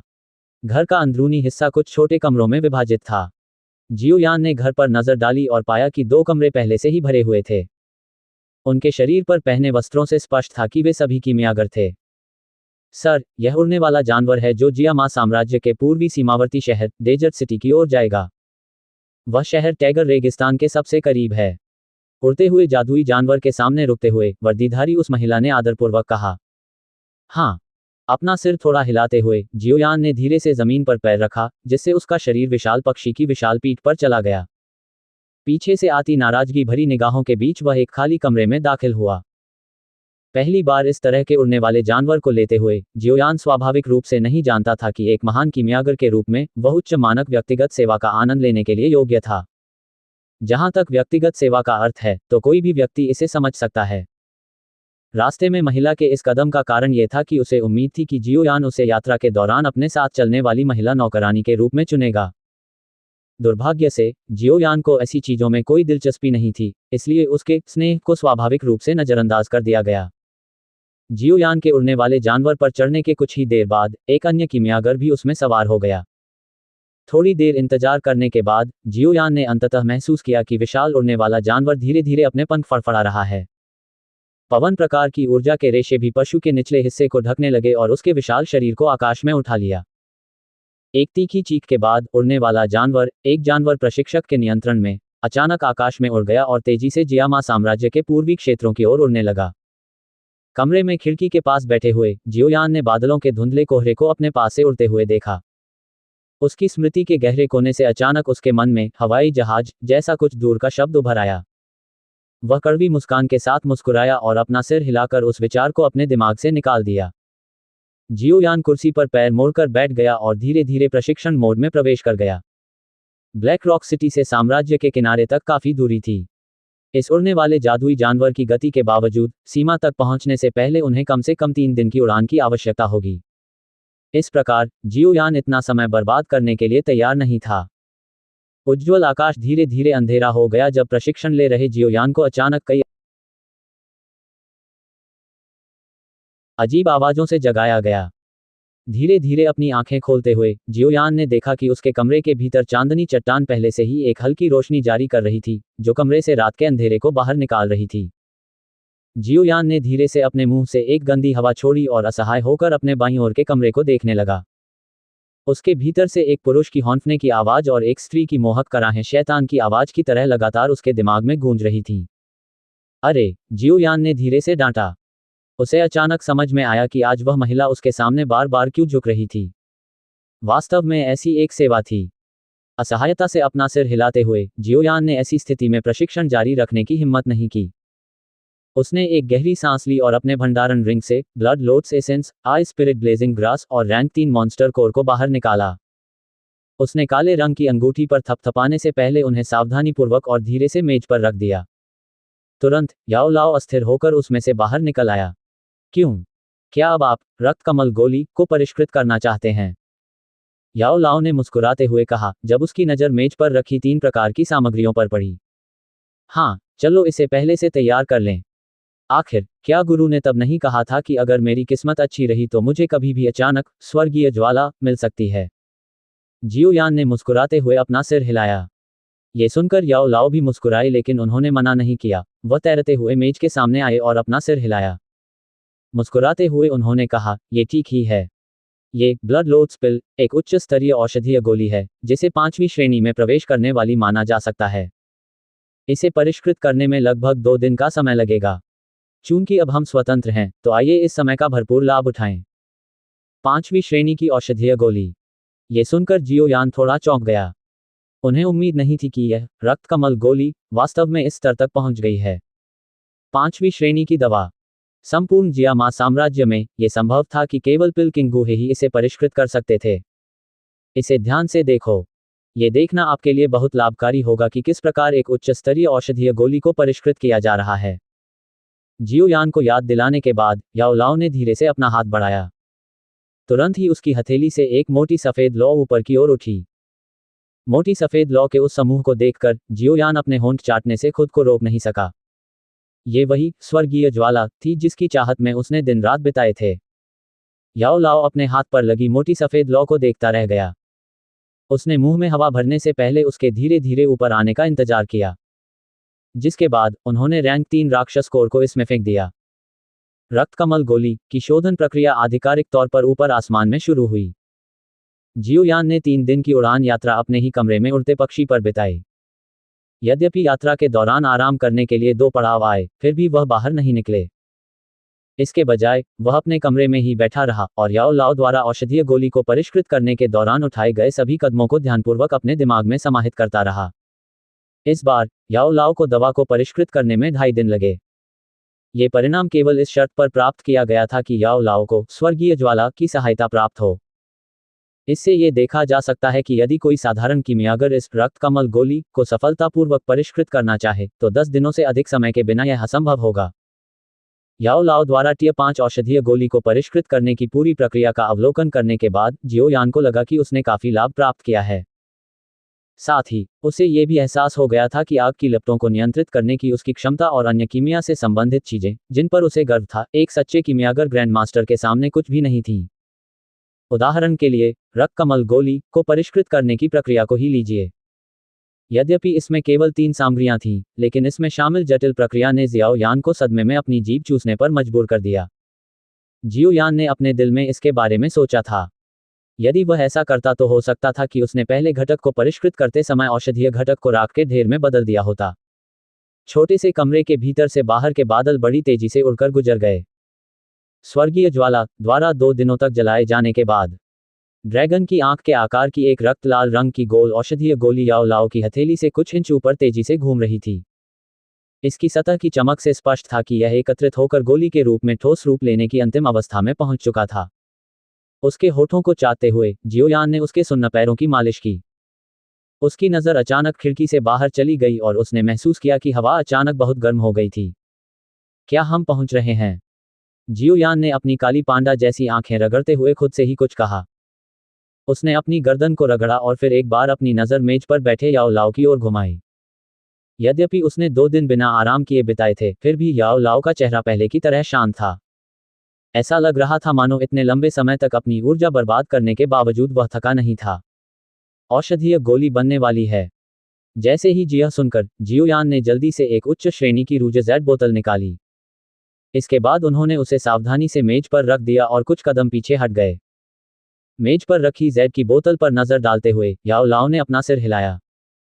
उसकी हथेली हल्की सी कांपी और एक घनी सफेद ज्वाला उठी, जिसने रक्त रंग की औषधीय गोली को पूरी तरह से घेर लिया। मोटी सफेद लौ तेजी से 2 बार हिली और अचानक लौ के भीतर से एक भयंकर ऊर्जा का उतार चढ़ाव भरा। एक क्षण बाद वह लहर की तरह उस छोटे से घर से बाहर बिखर गया। जब यह ऊर्जा तरंग फैली तो उड़ने वाला जादुई जानवर जो उड़ान के बीच में था, इससे चौंक गया।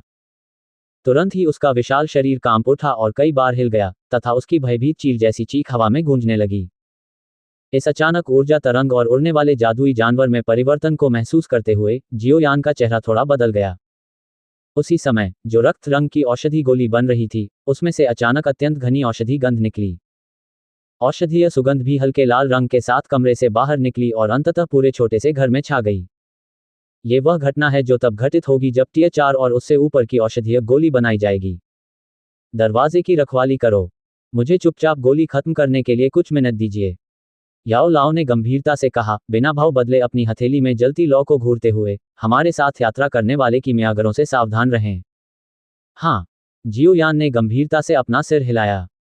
जिस समय यह अजीब गंध फैली, उसे पहले ही पता चल गया था कि इस विशाल पक्षी जानवर के कुछ अन्य कमरों में भी कुछ हलचल हो रही है। चौथी श्रेणी और उससे ऊपर की श्रेणी की एक औषधीय गोली कई लोगों के लिए घातक आकर्षण रखती थी। कुछ लोग तो इसे पाने के लिए अपनी जान जोखिम में डालने को भी तैयार थे। अपनी हथेली से भारी जुबान शासक को अपनी पीठ पर कसकर पकड़े हुए जियोयान ने मुड़कर दरवाजा खोला। फिर वह भावशून्य चेहरे के साथ बाहर चला गया। उसी समय उसने एक हाथ से दरवाजा जोर से बंद कर दिया। उसके दरवाजे पर खड़े होने के कुछ ही देर बाद 4 अन्य कमरों से 4 मानव आकृतियां बिना उचित वस्त्र पहने बाहर निकलीं। उनकी निगाहें गलियारे में घूमती हुई अंततः जियाओयान पर टिकी, जो उदासीन चेहरा बनाए हुए था। चारों की निगाहें सबसे पहले जियोयान की छाती पर लगे दूसरे दर्जे के कीमियागर बैच पर पड़ी, उसके बाद उनकी आंखों में आश्चर्य की चमक आ गई। उन्होंने एक दूसरे को अर्थपूर्ण दृष्टि से देखा। जब चारों आदमी जियाओयान का वजन कर रहे थे, जियाओयान ने भी उन चारों पर तीखी नजर डाली। उन 4 लोगों में एक बूढ़ा व्यक्ति और 3 मध्यम आयु वर्ग के पुरुष थे, जिनकी उम्र 30 वर्ष के आसपास थी। बूढ़े आदमी की छाती पर टियर 3 का कीमियागर बैच था। अन्य 2 लोग दूसरे दर्जे के कीमियागर थे, जो जियाओयान के समान ही दर्जे के थे। अंतिम एक टियर 1 कीमियागर था। के युवा मित्र, मैं हालांग हूं। बूढ़े आदमी ने गुलाबी खुशबू के धागों को देखा जो जियाओयान के पीछे कमरे से बाहर बह रहे थे। उसकी आंखें सिकुड़ गईं और लालच उभर आया। 2 बार खांसने के बाद वह धीरे से जियोयान के पास गया और दोस्ताना आवाज में कहा। हालैंग नामक इस बूढ़े व्यक्ति की ओर भावहीन दृष्टि से देखते हुए जियोयान ने कोई उत्तर नहीं दिया, लेकिन भारी जुबान शासक को पकड़ने वाली हथेली और भी मजबूत हो गई। के युवा मित्र, क्या अभी अचानक प्रकट हुई ऊर्जा तरंग यहीं से उत्पन्न हुई है? हमारा कोई और इरादा नहीं है। हम तो बस पूछताछ करना चाहते हैं। के आखिरकार हम सभी लोग आसमान में 1000 मीटर ऊपर हैं। अगर कुछ भी हुआ तो हम सब मारे जाएंगे। जियोयान के ठंडे रवैये को नजरअंदाज करते हुए बूढ़ा आदमी मुस्कुराता रहा। ये सही है छोटे भाई, हम सभी एक ही नाव पर सवार कहे जा सकते हैं। कृपया कुछ खतरनाक न बनाएं, अन्यथा हे इससे हम सभी को कोई लाभ नहीं होगा। एक दूसरे दर्जे के कीमियागर ने भी आते ही सथी मुस्कान दी। उसकी नज़र छोटे से कमरे पर घूम रही थी और उसका लिंग थोड़ा सा कांप रहा था। ये देखकर कि इन दोनों ने ऐसी बातें कही हैं, अन्य 2 मध्यम आयु वर्ग के व्यक्ति भी पीछे छूटने के लिए तैयार न होते हुए आगे बढ़ गए। उनकी सामूहिक आवाजें एक दूसरे से मेल खाती थीं। उन्होंने जो कहा गया था उसे दोहराते हुए उन्होंने जांच करने के लिए कमरे में प्रवेश करने का भी सुझाव दिया। मेरे शिक्षक अंदर एक औषधीय गोली को परिष्कृत कर रहे हैं। आप सभी समझदार लोग हैं, इसलिए मेरे सामने मूर्ख बनने का नाटक करने की कोई आवश्यकता नहीं है। हम उड़ते हुए पक्षी की उड़ान को प्रभावित नहीं करेंगे। कृपया मुझे कुछ सम्मान दीजिए और अपने कमरे में वापस लौट जाए। बेतरतीब ढंग से परेशान मत करो, अन्यथा, जियोयान ने मोटी आवाज में कहा जब उसने अपने सामने खड़े चारों लोगों पर नजर डाली जिनके इरादे साफ तौर पर बुरे थे। के युवा मित्र वास्तव में मजाक करना जानता है। हमारा ऐसा कोई इरादा नहीं है। जैसा कि आप जानते हैं, यदि कोई घटना हवा में 1000 मीटर ऊपर घटित हो जाए तो हम सभी उसके परिणामों को बर्दाश्त नहीं कर सकते। इसके अलावा, चूंकि आपने और आपके शिक्षक ने उड़ने वाले पक्षी जानवर को लेने का विकल्प चुना है, इसलिए ये स्वाभाविक है कि आपने वह चरण हासिल नहीं किया है जहां आपकी डूकी पंखों में परिवर्तित हो सके। अगर कुछ हो गया तो, हालांग नाम के उस बूढ़े आदमी ने मुस्कुराते हुए चेहरे के साथ कहा। उसकी मुस्कान भले ही शांत थी, लेकिन वह उसके लालच और निर्दयता को नहीं छिपा सकी। यद्यपि वह स्पष्ट रूप से समझता था कि वहां मौजूद रहस्यमय कीमियागर उससे निम्न स्तर का नहीं होगा, परंतु दूसरा पक्ष स्पष्ट रूप से औषधि को परिष्कृत करने की प्रक्रिया में था। इस दौरान किसी का ध्यान भटकाना वर्जित था। यदि कोई अपनी सर्वश्रेष्ठ स्थिति में नहीं है, तो औषधीय गोली को बर्बाद करना एक छोटी और आसान बात है। प्रतिक्रिया की स्थिति में, इसका परिणाम यह हो सकता है कि रिफाइना पंगु हो जाए। यही कारण था कि हालैंग में इतनी हिम्मत थी। छोटे भाई, हम केवल अंदर जाकर स्वयं पुष्टि करना चाहते हैं।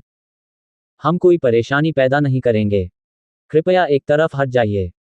दूसरे दर्जे के अधेड़ व्यक्ति को भी पता था कि अब सबसे अच्छा मौका है, इसलिए उसने मामले को खींचने की हिम्मत नहीं की। उसने एक कदम आगे बढ़ाया, अपनी डूक्यूई को अपनी हथेली में छिपाया और जियोयान को धक्का दिया। भाड़ में जाओ। इस व्यक्ति की साहसिक कार्रवाई को देखकर जियोयान की अभिव्यक्ति ठंडी हो गई। उसकी हथेली अचानक कस गई और एक बैंगनी रंग की ज्वाला तुरंत उठने लगी। इससे पहले कि वह अपना बचाव कर पाता, उसके हाथ में प्रचंड शक्ति थी और उसने अधेड़ व्यक्ति पर मुक्का मारा। टकराना। एक धीमी सी आवाज सुनाई दी। जियोयान जल्दी से पीछे हटा और अपने शरीर को स्थिर करने से पहले उसने खुद को कमरे के दरवाजे पर कसकर चिपका लिया। जियोयान की वर्तमान ताकत महज एक साधारण डूश थी, जबकि बड़ा आदमी बहुत पहले ही 3 सितारा डूश के स्तर में प्रवेश कर चुका था।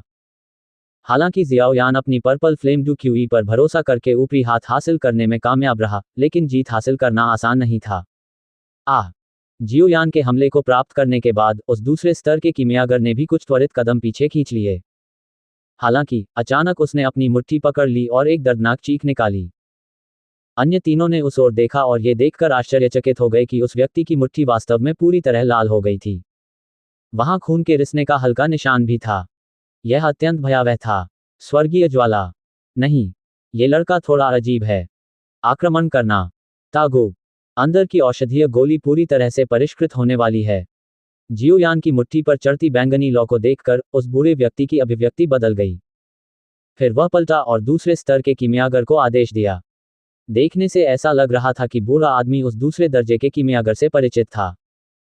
बूढ़े आदमी की चीख सुनकर उस अधेड़ उम्र के आदमी ने, जिसकी ताकत पहले वाले दूसरे दर्जे के कीमियागर से स्पष्ट रूप से अधिक थी, अपना सिर हिलाया। वह एक कदम आगे बढ़ा और अपने दाहिने पैर से जियोयान पर एक उड़ती हुई किक मारी। उसके पैरों पर घने गहरे पीले रंग की डुकी हुई थी और उसके साथ हवा की दमनकारी ध्वनियां आ रही थी। जियोयान का चेहरा गंभीर हो गया। अरे! अपने दिल में गुस्से से डांटते हुए जियोयान ने अचानक भारी जुबान शासक को अपनी पीठ से खींच लिया। उसने अपनी हथेली घुमाई और उसे भंडारण रिंग में जमा कर दिया। उसी समय उसने अपना शरीर झुकाते हुए जोर से जमीन पर पैर रखा। अंततः उसने अचानक उस अधेड़ व्यक्ति की ओर गोली चला दी। Octane blast. जियोयान अचानक अपने दिल में ठंडे स्वर में चिल्लाया। उसकी दाहिनी मुट्ठी कस गई और जोर से आगे की ओर झुक गई। भयावह शक्ति ने वास्तव में असंख्य ध्वनि तरंगें उत्पन्न की। टकराना। मुट्ठी और पैर एक दूसरे से जोर से टकराए। जियोयान की पूरी आक्रमण शक्ति के तहत मध्यम आयु वर्ग का व्यक्ति, जो अपने निम्न स्तर के बावजूद जियोयान को नीचा नहीं देख रहा था, जियोयान की मुट्ठी में निहित भयावह बल द्वारा बेरहमी से उड़ा दिया गया। टकराना। मध्यम आयु वर्ग के व्यक्ति ने एक कमरे में हिंसक तरीके से तोड़फोड़ की। तुरंत ही बुरादा बिखर गया और छोटा कमरा नष्ट हो गया। कमरे के पीछे नीला आकाश और बाहर हल्के बादल दिखाई दे रहे थे। उड़ते हुए पक्षी की पीठ के कोने पर रुके मध्यम आयु वर्ग के व्यक्ति का राख जैसा चेहरा देखकर जियोयान की आंखों में एक भयावह चमक चमक उठी। वह उस लड़के को पक्षी की पीठ से नीचे गिराने के लिए एक और तीव्र हमला करने ही वाला था कि तभी उसके पीछे से एक विजयी, ठंडी हंसी की आवाज आई, जिससे उसका दिल घबरा गया। उसने अचानक अपना सिर घुमाया और पाया कि ठंडे चेहरे वाला बूढ़ा आदमी पहले से ही दरवाजे के सामने आ चुका था। बाद वाले ने अपना सिर झुकाया और जियाओयान को घूरते हुए भयावह तरीके से कहा, बच्चा, एक बार जब मैं अंदर वाले को खत्म कर दूंगा तो मैं तुम्हें नीचे फेंक दूंगा। ये शब्द कहने के बाद बूढ़े आदमी ने लकड़ी के दरवाजे पर एक मुक्का मारा। तुरंत ही लकड़ी के टुकड़े चारों ओर बिखर गए तथा बूढ़े व्यक्ति की हंसी के कारण कमरे का दरवाजा भी खुल गया। बूढ़े आदमी का चेहरा मुस्कुराहट से भर गया क्योंकि उसने लापरवाही से अपने ऊपर फेंके गए लकड़ी के कुछ टुकड़ों को एक तरफ धकेल दिया। वह भी कमरे में दाखिल ही हुआ था कि एक भूत प्रेत जैसी छाया उसके सामने अचानक प्रकट हुई। एक बहुत बुरा हाथ बिजली की तरह बढ़ा और बूढ़े आदमी की गर्दन पकड़ ली। तुम मुझे खत्म करना चाहते हो? बूढ़े आदमी के कान के पास एक धीमी सी आवाज सुनाई दी, जिससे उस बूढ़े आदमी की आंखें अचानक सिकुड़ गईं, जो असमंजस में था। कमरे के अंदर से आती बूढ़ी आवाज सुनकर जियोयान ने राहत की सांस ली। बूढ़ा आदमी जो अभी अभी कमरे में घुसा था, धीरे धीरे बाहर चला गया। इस समय उसकी गर्दन पर एक बूढ़ा सा ताड़ का टुकड़ा देखा जा सकता था। बाज के पंजे की तरह वह उसके गले पर कसकर जकड़ा हुआ था। हालांकि चेहरे पर कुछ चिंता थी क्योंकि वह अपने सामने उदासीन वृद्ध व्यक्ति को देख रहा था। उसके पकड़े जाने का एक कारण यह भी था कि वह तैयार नहीं था। हालांकि जब उस व्यक्ति की हथेली उसके गले पर अटकी तो हालांकि को यह भयावह एहसास हुआ कि उसके शरीर में मूल रूप से तीव्र प्रवाह वाली डुकी हुई बंध गई थी और कछुए की गति के साथ प्रवाह में बदल गई थी। चाहे उसने इसे शीघ्र करने के लिए कितना भी प्रयास किया हो, डुकी बिना किसी शक्ति के सौम्य ही बना रहा। इस समय चाहे हालैन कितना भी मूर्ख क्यों न हो, वह ये भी समझने में सक्षम था कि उसके सामने खड़ा बूढ़ा व्यक्ति कोई ऐसा व्यक्ति नहीं था जो उससे थोड़ा ही अधिक शक्तिशाली था जैसा उसने सोचा था। दूसरे पक्ष के भयानक हाथ से ये ताकत कम से कम हालांग से 2 वर्गों से अधिक है। भगवान, इस बूढ़े आदमी की ताकत स्पष्ट रूप से उस स्तर पर पहुंच गई है जहां उसकी डुकी हुई पंखों में बदल सकती है। फिर भी उसने इस तरह के उड़ने वाले जानवर को क्यों लिया जिसकी गति बहुत धीमी थी? हालांग अपने दिल में दुखी होकर रोया। बड़ी मुश्किल से उसने अपना गला ठीक करने की कोशिश की और भर्राई हुई आवाज में बोला, सर, हमारा इरादा आपको ठेस पहुंचाने का नहीं था। हम सिर्फ अपनी सुरक्षा सुनिश्चित करना चाहते हैं। याओ लाओ ने उसकी ओर उदासीनता से देखा। उसका दाहिना हाथ हिला और उसके हाथ में एक लाल जेड बोतल प्रकट हुई। उस पारदर्शी बोतल के अंदर से ड्रैगन की आंख के आकार की रक्त लाल औषधीय गोली घूमती हुई देखी जा सकती थी। तुम ये चाहते हो, है ना? अपने हाथ में जेड की बोतल लहराते हुए याओ लाओ मुस्कुराए और विनम्रता से बोले। हालान को देखते हुए, जिसे याओ लाओ ने बिना किसी जवाबी कार्रवाई की क्षमता के आसानी से वश में कर लिया था, अन्य 3 मध्यम आयु वर्ग के पुरुषों के चेहरे पर भय छा गया। वे भयभीत होकर कुछ कदम पीछे हट गए और उनके हृदय में बेचैनी होने लगी। जब लालच धीरे धीरे उनके मन से निकल गया, तब उन्हें अंततः एहसास हुआ कि उनके कार्य कितने मूर्खतापूर्ण थे। सर, आप मजाक कर रहे हैं। हम आपसे कुछ लेने की हिम्मत नहीं करेंगे। अगर हमें यह डर न होता कि पहले की ऊर्जा तरंगें हमारी उड़ान में बाधा उत्पन्न करेंगी, तो हम निश्चित रूप से आपको परेशान नहीं करते। हालान की आंखें घूम गईं और वह सूखी हंसी हंसने लगा तथा उसने अपनी लार निगल ली। ये वह नहीं था जो आपने अभी कहा था। जियो यान कमरे के दरवाजे की तरफ आया और लकड़ी की दीवार के सहारे झुक गया। उसने हे लांग की ओर घनी दृष्टि से देखा और उसका मजाक उड़ाया। पहले मैं सिर्फ मजाक कर रहा था। हे लैंग सूखी हंसी हंसा। उसने अपना सिर थोड़ा नीचे झुकाया और उसकी आंखों में एक अद्भुत चमक चमक उठी। उसने अपनी आस्तीनें थोड़ी नीचे की और काले रंग के पाउडर की एक छोटी थैली उसकी आस्तीनों से लुढ़क कर उसकी हथेली में आ गई। मूलतः मैं हत्या नहीं करना चाहता था, लेकिन चूंकि आप मौत चाहते हैं, तो मैं इसके बारे में भूल जाऊंगा। जैसे ही हेलांग के हाथ में पाउडर बिखरने वाला था, याओ लाओ ने आह भरी और अपना सिर हिला दिया। उसके मुंह के कोने पर एक ठंडी मुस्कान उभर आई। हेलांग की गर्दन को पकड़ने वाली हथेली पर अचानक एक मोटी सफेद लौ दिखाई दी। आह! जैसे ही घनी सफेद लौ ने हेलांग की त्वचा को छुआ, एक भयानक दर्द के कारण उसकी आंखें अचानक चौड़ी हो गईं। उसका शरीर ऐसे कस गया जैसे वह स्प्रिंग हो। एक भयंकर रक्त कंपन वाली चीख के बाद कुछ ही सेकंड में उसका पूरा शरीर मोटी सफेद ज्वाला में समा गया। ये देखकर कि पलक झपकते ही हेलैंग काली राख के ढेर में बदल गया था, जियो यान सहित वहां मौजूद सभी लोग ठंडी हवा में सांस लेने से खुद को रोक नहीं सके। क्या ये स्वर्गीय ज्वाला की शक्ति है? ये दृश्य देखकर उसे थोड़ा झटका लगा और जियो यान के दिल में भयंकर उथल पुथल मच गई। याओ लाओ ने वुतानसिट में एक व्यक्ति को मारने के लिए स्वर्गीय ज्वाला का इस्तेमाल किया था, लेकिन उस समय ल्यूशी की ताकत केवल एक दूजे के बराबर थी। इस प्रकार जियो यान इसकी चरम गहनता को महसूस नहीं कर सका। हालांकि उसके सामने जो व्यक्ति कुछ सेकंड के लिए स्वर्गीय ज्वाला को झेल गया था, वह एक सच्चा दादूशे था। स्वर्गीय ज्वाला। इसमें कोई आश्चर्य नहीं कि इतने सारे लोग इसे पाने के लिए अपनी जान जोखिम में डालने को तैयार थे। इस तरह की ताकत, ये वास्तव में आकर्षक है। जियो यान ने आह भरी और अपना सिर हिलाया।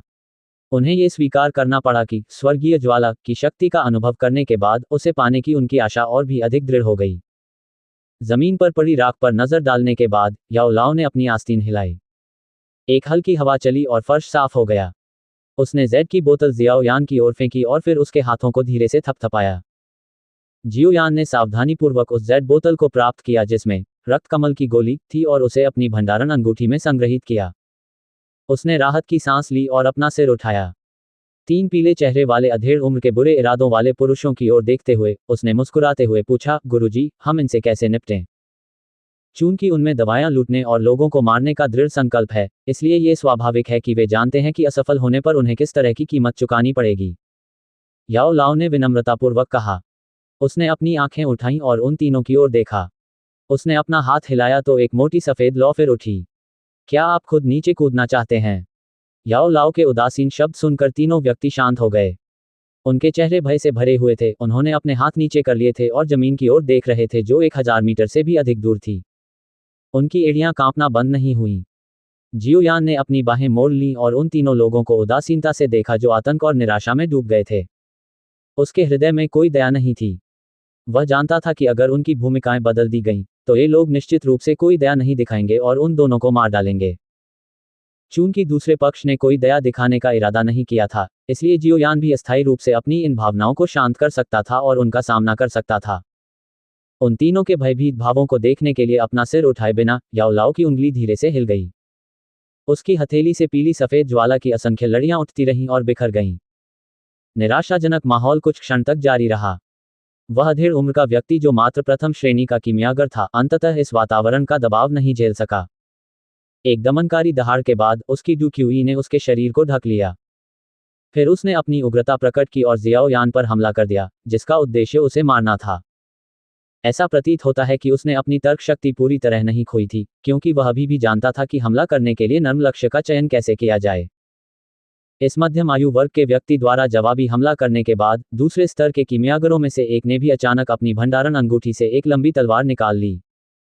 इसके बाद उसने एक जोरदार चीख मारी और वह भी जियोयान पर क्रूरता से टूट पड़ा। अपने दिल में वह जानता था कि अगर वह जियोयान को जीवित पकड़ लेता है और उसे बंधक बना लेता है, तो वह आज अपनी जान बचा सकेगा।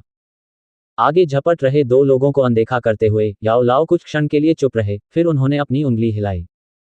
उसकी हथेली से एक सफेद रंग की ज्वाला निकली और तीर की तरह बिजली की तरह उस प्रथम श्रेणी के कीमियागर के शरीर को चीरती हुई निकल गई।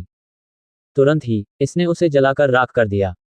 एक मुर्गे की तरह प्रथम श्रेणी के कीमियागर को मारने के बाद याओ लाओ की उंगली एक बार फिर उस द्वितीय श्रेणी के कीमियागर पर पड़ी जो आगे की ओर झपट रहा था।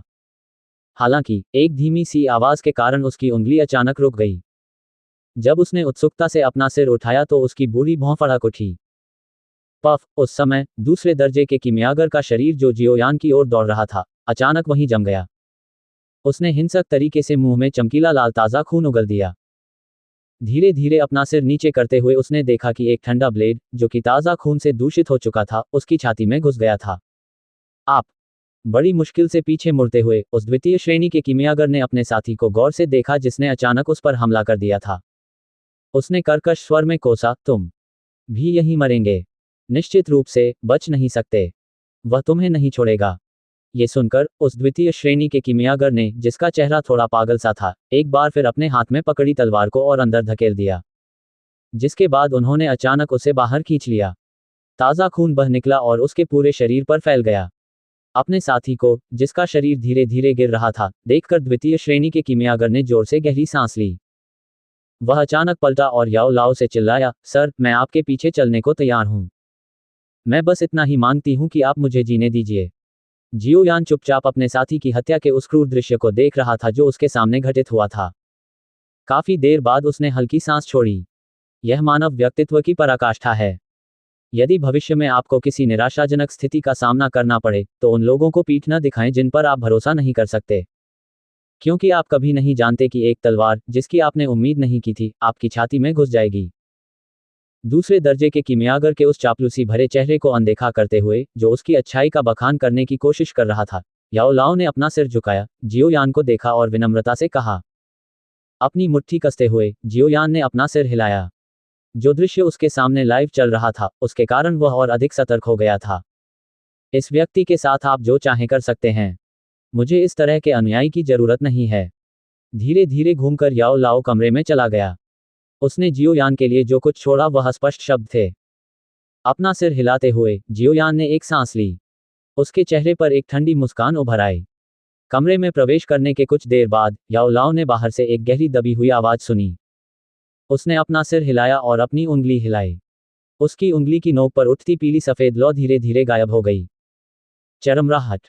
जियोयान ने दरवाजा खोला और अंदर प्रवेश किया। उस समय उसके शरीर से खून की हल्की गंध आ रही थी। याओ लाओ को देखते हुए जियोयान ने अपने कंधे उचकाए और मुस्कुराया। अगर मैं उस तरह के व्यक्ति को अपने पास छोड़ दूं, तो ये कहना मुश्किल होगा कि वह कब अपना रंग बदल लेगा। इसलिए मैंने उसे नीचे गिरा दिया। आह! अचानक अपना सिर हिलाते हुए याओ लाओ की नज़र खिड़की से होकर दूर की भूमि पर पड़ी, जो सुनहरे पीले रंग से ढकी हुई थी। उन्होंने मुस्कुराते हुए कहा, हम टैगर रेगिस्तान तक पहुंच रहे हैं। चल दर, बाकी की दूरी हम स्वयं उड़ा लेंगे। अन्यथा, जब यह उड़ता हुआ पक्षी नीचे उतरेगा तो 4 लापता कीमियागरों के कारण कुछ अनावश्यक व्यवधान उत्पन्न हो सकता है, जिससे हमारे पहुंचने में देरी हो सकती है। ये शब्द कहने के बाद याओ लाओ का शरीर उसी समय बैंगनी बादल के पंख जो जियोयान की पीठ से कसकर चिपके हुए थे, वे भी एक स्विश ध्वनि के साथ बाहर आ गए। अपनी पीठ पर बैंगनी बादल के पंखों को हल्का सा फड़फड़ाते हुए जियोयान ने खिड़की खोली और नीचे छलांग लगा दी। हवा की तीव्र ध्वनि उसके कानों के पास से गुजरी जब जियाओ यान के पंख फड़फड़ाने लगे और बैंगनी रंग की डुक्यूई ने धीरे धीरे उसके शरीर को ढक लिया। अपना सिर उठाकर उसने उड़ते हुए पक्षी जादुई जानवर को देखा जो थोड़ी दूरी पर अपने विशाल पंख फड़फड़ा रहा था। वह मंद मंद मुस्कुराया। एक क्षण के लिए स्थिर रहने के बाद उसकी उड़ान की गति अचानक बढ़ गई और वह बैंगनी रंग की रोशनी में बदल गया और तेजी से उस उड़ते पक्षी जादुई जानवर से आगे निकल गया। दूर आकाश में प्रकाश की एक बैंगनी रंग की धारा अचानक क्षितिज के पार इस तरह से फिसली मानो वह तारों और चंद्रमा का पीछा कर रही हो। उसने सुनहरे पीले रेगिस्तान में स्थित पीले गंदे शहर का सामना किया और तेजी से उसकी ओर उड़ चला। कठोर शहर तेजी से निकट आता गया। गर्म लहरों की अनेक झोंकें उसकी ओर आ रही थीं। उसने अपनी आंखें सिकोड़ लीं और सुनहरे पीले क्षेत्र को घूरने लगा जहां की सीमाएं दिखाई नहीं दे रही थीं। जियोयान ने एक हल्की सांस छोड़ी। अंतिम प्रशिक्षण स्थान टैगर रेगिस्तान। मैं अंततः आ गया। शहर से कुछ 100 मीटर की दूरी पर पहुंचने पर जियोयान की उड़ान की गति धीरे धीरे कम हो गई। उसका शरीर हल्का सा कांप उठा और उसकी पीठ पर स्थित बैंगनी बादल के पंखों ने हल्के बैंगनी रंग की रोशनी की लहरें छोड़ीं और फिर धीरे धीरे सिकुड़ने लगीं, जिसके बाद वे एक टैटू में बदल गए और जियोयान की पीठ पर चिपक गए। जियोयान ने अपने शरीर को हवा में घुमाया, इससे पहले कि उसके पैर स्थिर होकर जमीन पर टिके। अपने कपड़ों से धूल को धीरे से झाड़ने के बाद उसने अपना सिर उठाया और दूरी पर स्थित विशाल पीले रंग के शहर को देखा। वह मुस्कुराकर राहत भरी सांस ली। शायद इसलिए कि वह स्थान रेगिस्तान के करीब स्थित था, लेकिन वहां की हवा अत्यंत शुष्क और गर्म थी। आसमान से प्रचंड सूर्य की रोशनी नीचे चमक रही थी और विशाल भूमि पर तपन पैदा हो रही थी, जिससे गर्म हवा निकल रही थी और लोग जलने लगे। गर्म हवा की वह लहर धीरे धीरे ऊपर उठी, जिससे आसपास के क्षेत्रों में कुछ विकृतियां उत्पन्न हो गईं। सामान्य ज्ञान के अनुसार यह एक अच्छा वातावरण नहीं माना जा सकता है और ऐसे वातावरण में ऐसे लोग नहीं होने चाहिए जो निश्चिंत महसूस कर सकें। हालांकि जियोयान ये जानकर थोड़ा हैरान था कि जब से उसके पैर इस जमीन पर पड़े, उसके शरीर में बहती बैंगनी ज्वाला डूबी वास्तव में बहुत अधिक खुश हो गई। एक पल के लिए थोड़ा आश्चर्यचकित होने के बाद जियोयान ने अपना हाथ बढ़ाया और अपने सामने की जगह से कुछ हवा पकड़ी। उसने अपने होठों को भींच लिया। काफी देर बाद वह अचानक फुसफुसाया, कोई आश्चर्य नहीं। यहाँ की हवा का लगभग 80% हिस्सा भूमि और अग्नि प्रकार की डूबी हुई ऊर्जा से संबंधित है। इस कारण से टैगर रेगिस्तान अग्नि और भूमि प्रकार की क्यूई विधियों का अभ्यास करने वालों के लिए सबसे उपयुक्त है। इसके अतिरिक्त आपके शरीर में स्थित बैंगनी ज्वाला एक विशेष ज्वाला से संबंधित है जिसका सूर्य से घनिष्ठ संबंध है। स्वाभाविक रूप से आप दूसरों की तुलना में थोड़े अधिक संवेदनशील हैं। रिंग के अंदर से याओ लाओ की हल्की हंसी निकली।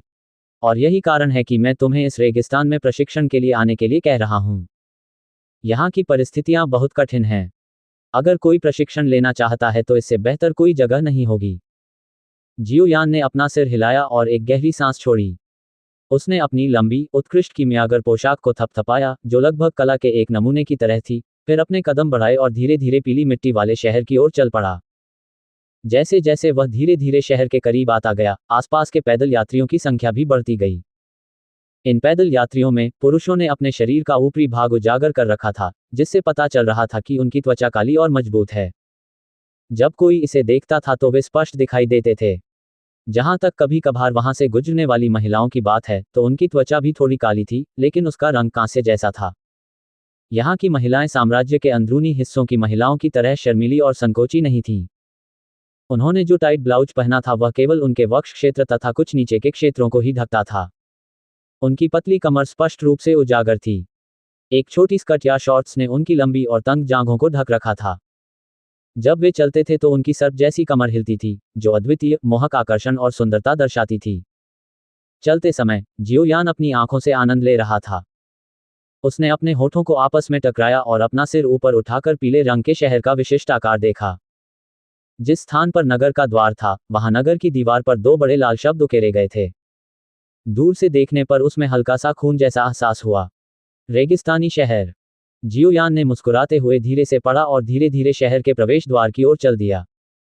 शहर के प्रवेश द्वार पर कवच पहने 10 से अधिक सैनिक लंबे भाले लिए खड़े थे और शहर में प्रवेश करने वाले लोगों से प्रवेश कर देने के लिए चिल्ला रहे थे। ये देखकर कि इन सैनिकों ने गर्मी की परवाह न करते हुए पूरा कवच पहन रखा था, जियोयान के दिल में थोड़ा झटका लगा। यहाँ की सुरक्षा व्यवस्था ब्लैक रॉक सिटी जैसे बड़े शहरों की तुलना में अधिक कड़ी क्यों थी?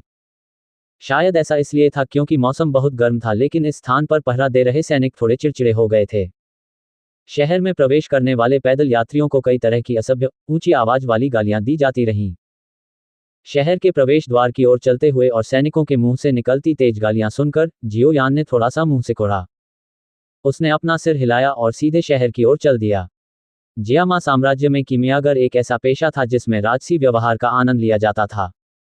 शहर के प्रवेश द्वारों पर एकत्र किए जाने वाले प्रवेश करों को भी साम्राज्य द्वारा माफ कर दिया गया। यद्यपि किसी कीमियागर को इस थोड़े से पैसे की परवाह नहीं होती, लेकिन उन्हें जो दर्जा दिया जाता था वह कुछ ऐसा था जिसका आनंद सभी कीमियागर उठाते थे। अरे बदमाश, क्या तुमने नहीं देखा कि यहाँ क्या लिखा है? जियोयान को सीधे शहर में चलते हुए देखकर जैसे कि वहाँ कोई भी नहीं था, एक सैनिक की आंखें एक पल के लिए उसे घूरती रहीं। इससे पहले कि वह अपनी गालियां पूरी तरह से कह पाता, उसकी नज़र जियाओ यान के शरीर पर मौजूद उत्तम कीमियागर लंबे लबादे पर पड़ी। तुरंत ही उसके होठों से डांट निगल ली गई। गुस्से वाला चेहरा भी एक चापलूसी भरी मुस्कान में बदल गया था। सर, क्या आप शहर में प्रवेश करने की योजना बना रहे हैं? हाँ। बिना रुके जियोयान धीरे धीरे सैनिक की ओर चला। उसने सैनिक की ओर उदासीनता से देखा। इसके बाद जैसे ही उसका कंधा गार्ड के पास से गुजरा, उसकी एड़ियां थोड़ी कांपने लगीं और वह अपनी इच्छानुसार शहर के भीतरी भाग में चला गया। कुड़कुड़ाहट। ये देखकर कि जियोयान ने पहले के अपराध को नजरअंदाज कर दिया था, सैनिक के चेहरे पर खुशी उभर आई। उसने अपनी लार निगल ली और जल्दी से पीछे मुड़कर आदरपूर्वक पुकारा, सर, हाल ही में टैगर रेगिस्तान में कुछ सांप लोग आए हैं जो परेशानी में हैं। यदि आप शहर छोड़ने का इरादा रखते हैं तो आपको अधिक सावधान रहने की आवश्यकता है। अपने कदमों को धीमा करते हुए जियोयान ने अपना सिर हिलाया क्योंकि उसे यह अप्रत्याशित समाचार मिला था। फिर उसकी पीठ वाली आकृति धीरे धीरे शहर की दीवार की सुरंग के अंधेरे में गायब हो गई। अरे, मैं तो लगभग खत्म हो गया था। अगर मेरे सुपरवाइजर को पता चल जाए कि मैंने दूसरे दर्जे के कीमियागर को नाराज कर दिया है, तो यह अजीब बात होगी कि वह मुझे कुत्तों की तरह न सजा दे। जियोयान की आकृति को गायब होते देख सैनिक ने अंततः पूरी तरह से राहत की सांस ली। उसने अपना ठंडा पसीना पोंछा और एक बार फिर अपने स्थान पर लौट आया। हो सकता है कि यह पहले के डर के कारण हुआ हो, लेकिन वर्तमान में वह अपने क्रोध पर काबू पा चुका है और शहर में प्रवेश करने वालों को बेतरतीब ढंग से डांटने की हिम्मत नहीं जुटा पा रहा है। धीरे धीरे कुछ अंधेरे शहर की दीवार की सुरंग से बाहर निकलने के बाद जियोयान की दृष्टि उज्ज्वल हो गई। रेगिस्तानी विशेषताओं वाली इमारतें उसकी नज़र में आईं। ये असंख्य अजीब दिखने वाले घर और इमारतें जियोयान के लिए आंखें खोलने वाली थीं। सड़क पर चलते हुए जियोयान की नज़र सड़क पर चल रहे लोगों पर पड़ी। एक क्षण बाद चकित जियाओयान ने अपने दिल में पूछा, गुरुजी, अब हम कहाँ जाए? क्या हम सीधे टैगर रेगिस्तान में चले जाएं? यदि आप रेगिस्तान में बेतरतीब ढंग से घूमते हैं, जैसा कि आप चाहते हैं, भले ही आप रेगिस्तान में खो न जाएं, आप देर सवेर पानी के स्रोत की कमी से मर जाएंगे। याओ लाओ की असहाय आवाज रिंग से निकली। शर्मिंदगी भरी मुस्कान देते हुए जियोयान ने सूखी हंसी में कहा, यह पहली बार है जब मैं रेगिस्तान का सामना कर रहा हूं। तो फिर हमें आगे क्या करना चाहिए? जाओ और टैगर रेगिस्तान का सबसे विस्तृत नक्शा खरीदो। इस शहर में ऐसी दुकानें होनी चाहिए जो नक्शे बेचने में विशेषज्ञ हों। ये बहुत महत्वपूर्ण है। इसके अतिरिक्त पर्याप्त पानी तैयार रखें। और एक और बात, यहाँ की दवा की दुकान पर जाओ और सांप भगाने की दवा खरीद लाओ। टैगर रेगिस्तान में रहने वाले सर्प लोग जहरीले सांपों को हमला करने का आदेश देने में सबसे कुशल हैं। थोड़ा और सावधान रहना सही है। याओ लाओ ने जोर से सोचा। इन सभी चीजों की तैयारी के बाद आज हमारे पास टैगर रेगिस्तान में प्रवेश करने के लिए कोई समय नहीं बचा होना चाहिए। इसलिए हम रात्रि विश्राम शहर में ही करेंगे। ओह, ठीक है, आपकी ऊर्जा पुनर्प्राप्ति गोलियां समाप्त हो गई हैं। यह ऐसी चीज है जो प्रशिक्षण के लिए तैयारी करने के लिए आवश्यक है। सौभाग्यवश आपने मैजिक बीस्ट पर्वत श्रृंखला की छोटी घाटी से पर्याप्त औषधीय सामग्री एकत्र कर ली है। आज रात मैं आपके लिए एक बैच को परिष्कृत करने में मदद करने का समय निकालूंगा। जब हम ये सभी कार्य पूरे कर लेंगे तो कल सुबह हम टैगर रेगिस्तान में प्रवेश करेंगे। याओ लाओ के मुंह से कई निर्देश सुनकर जियोयान केवल असहाय होकर अपना सिर हिला सका। उन्होंने आह भरी और अनायास ही एक राहगीर को रोककर टैगर रेगिस्तान के नक्शे बेचने वाली दुकानों के बारे में पूछा। जिस राहगीर को जियोयान ने रोका था, उसके चेहरे पर शुरू में अधीरता थी। हालांकि जब उसने जियोयान की छाती पर कीमियागर का बिल्ला देखा तो उसने जल्दी से अपना भाव वापस ले लिया और दुकान की दिशा बताते हुए बेहद विनम्रता दिखाई। जियोयान के धन्यवाद कहने के बाद भी इस व्यक्ति ने उसे नक्शों की अनुमानित कीमतों के बारे में बड़े उत्साह से बताया। राहगीर को धन्यवाद कहने के बाद जियोयान ने अपनी हथेली से उसकी छाती पर लगे कीमियागर बैज को रगड़ा। उसने आह भरकर अपना सिर हिलाया। ये कहना होगा कि यह पहचान उपयोग करने के लिए बहुत सुविधाजनक थी। अपने दिल में फिर से आह भरते हुए जियोयान तेजी से सड़क के कोने से गुजरा और रेगिस्तानी शहर में सबसे अच्छी मानचित्र की दुकान की दिशा में चला गया, जिसे राहगीर ने बताया था। कुछ देर तक न तेज न धीमी गति से चलने के बाद प्राचीन मानचित्र नाम की नक्शे की दुकान जियोयान के सामने आ गई। उसकी नज़र इस दुकान पर पड़ी और वह थोड़ा हैरान हुआ। ये दुकान अन्य दुकानों की तरह भव्य या प्रचारित नहीं थी। इसे देखकर ऐसा लग रहा था जैसे वहाँ एक हल्का फुल्का देहाती माहौल है। अपने दिल में कुछ आश्चर्य के साथ जियोयान धीरे धीरे दुकान में चला गया। दुकान का अंदरूनी हिस्सा बहुत विशाल नहीं था। दो चांदनी पत्थर एक हल्की रोशनी उत्सर्जित कर रहे थे जिससे पूरी दुकान इतनी रोशन हो गई थी कि काफी उजाला हो गया था। जियाओयान की नज़र दुकान के अंदर तक गई। यहाँ नक्शे खरीदने वाले ज्यादा लोग नहीं थे। इस वीरान तरीके को देखकर जियोयान को संदेह हुआ कि क्या वह सही जगह पर आया है। धीरे धीरे दुकान में चलते हुए जियोयान की नज़र अंततः काउंटर के पीछे खड़े एक बूढ़े आदमी पर रुकी जो अपना सिर नीचे झुकाए एक नक्शा बना रहा था। बूढ़ा आदमी स्पष्टतः काफी बूढ़ा था। उसके सिर पर सफेद बाल होने के बावजूद वह सूखा हाथ जिससे वह नक्शा बनाने के लिए काली कलम पकड़ता था अभी भी मजबूत था। बूढ़े आदमी को परेशान करने के लिए कोई शोर किए बिना जियोयान की नज़र काउंटर पर बड़ी संख्या में रखे नक्शों पर पड़ी। उसने उत्सुकता से उसे अपने हाथ में उठाया और देखने के लिए उसे बार बार उलट पलट कर देखा। नक्शे पर स्पष्ट मार्ग देखकर उसने संतोष से सिर हिलाया। कुछ देर तक नक्शे का अवलोकन करने के बाद जियोयान ने देखा कि बूढ़े व्यक्ति का अभी भी रुकने का कोई इरादा नहीं था। उसने अपने होठों को कसकर दबाया और धीमे कदमों से दुकान के एक कोने में एक पुरानी सी दिखने वाली लकड़ी की शेल्फ के पास पहुंचा। ये शेल्फ स्पष्टतः बहुत पुरानी थी और उसमें सड़े हुए छेद भरे हुए थे। कुछ पीले पड़ चुके नक्शे लापरवाही से उसके ऊपर रख दिए गए थे। मानचित्रों की सतह पर टूटे हुए निशानों को देखकर ऐसा प्रतीत होता है कि मानचित्र बनाते समय वे असफल उत्पाद थे। जियोयान का हाथ पीले पड़ रहे नक्शों पर अचानक घूम गया और उसे बासी गंध का एहसास हुआ। थोड़ा सा भौहें सिकोड़ते हुए जियोयान ने असफल उत्पाद का एक ढेर उठा लिया। उसका हाथ हल्का सा कांप उठा और अचानक एक हथेली के आकार का नक्शे का टुकड़ा इस असफल उत्पाद के ढेर से नीचे गिर गया। गिरे हुए नक्शे के टुकड़े के बारे में ज्यादा चिंतित हुए बिना जियोयान ने अपने हाथ में असफल उत्पादों को पलटा। फिर उसने उसे बोरिंग तरीके से वापस रख दिया। जब उसने ऐसा किया तो उसकी नज़र उस छोटे से नक्शे के टुकड़े पर गई। उसने पहले अपनी आंखें झपकाईं। तभी जो हाथ चल रहा था वह अचानक रुक गया। यह जियोयान की हथेली थोड़ी कांप उठी क्योंकि उसने ध्यान से 2 उंगलियों से नक्शे के खंडित टुकड़े को उठाया। वह महसूस कर सकता था कि उसका दिल जोर जोर से धड़क रहा है। बलपूर्वक अपनी लार निगलते हुए उसने उस टूटे हुए प्राचीन मानचित्र के टुकड़े को अपने हाथ पर रख लिया। उसकी निगाहें अनियंत्रित खुशी से भरी हुई थीं जब वह नक्शे पर कुछ कुछ परिचित रहस्यमय रेखाओं को ध्यानपूर्वक देख रहा था। काफी देर बाद जियोयान ने धीरे से आंखें सिकुड़ीं। उसने गहरी सांस ली और कांपते हुए बुदबुदाया, ये सचमुच ऐसा ही है। जियाओयान का हाथ थोड़ा कांप रहा था जब उसने नक्शे का टूटा हुआ टुकड़ा पकड़ा जो ऐसा लग रहा था जैसे छूने मात्र से धूल में बदल जाएगा। उसकी आंखों में एक अदम्य खुशी छिपी नहीं रह सकी। उन्होंने यह उम्मीद नहीं की थी कि उन्हें ऐसी संयोगपूर्ण परिस्थितियों में रहस्यमयी खंडित टुकड़ों में से एक मिल जाएगा। जियाओयान इस पीले पड़ते मानचित्र के टुकड़े पर रहस्यमय मार्गों को देखकर उनके पीछे छिपे अर्थ को समझ नहीं पाया। हालांकि इन मार्गों की रूपरेखा थोड़ी परिचित थी। ऐसा इसलिए था क्योंकि उसने इस प्रकार का रहस्यमयी मानचित्र का टुकड़ा तब देखा था जब वह और परी डॉक्टर मैजिक बीस्ट पर्वत श्रृंखला के भीतर एक गुफा में खजाने की खोज कर रहे थे। रहस्यमयी मानचित्र का ये टुकड़ा पौराणिक शुद्धिकरण राक्षसी कमल ज्वाला को खोजने में सहायक हो सकता है, जिसे स्वर्गीय ज्वाला की रैंकिंग में 3रा स्थान दिया गया है। यहां तक कि याओ लाओ ने भी इस तरह की स्वर्गीय ज्वाला को बहुत उच्च मूल्यांकन दिया। जब याओ लाओ ने शुद्ध करने वाली राक्षसी कमल ज्वाला के बारे में बात की तो जियोयान को उसकी आवाज में विस्मय को महसूस करने में कठिनाई नहीं हुई। याओ लाओ, जो कभी डूक्वी महाद्वीप के शीर्ष पर खड़ा था, द्वारा बार बार प्रशंसा किए जाने से यह देखा जा सकता था कि शुद्धिकरण राक्षसी कमल ज्वाला कितनी शक्तिशाली थी। इसका वर्णन करने के लिए सब कुछ नष्ट करने वाला वाक्यांश का प्रयोग करना कोई अतिशयोक्ति नहीं होगी। टस्क टस्क कितना भाग्यशाली आदमी है। वास्तव में इस तरह के स्थान पर यादृच्छिक रूप से मानचित्र का एक टुकड़ा खोजने में सक्षम होना। ऐसा लगता है कि आपका और शुद्धिकरण करने वाली राक्षसी कमल ज्वाला का मिलना तय है।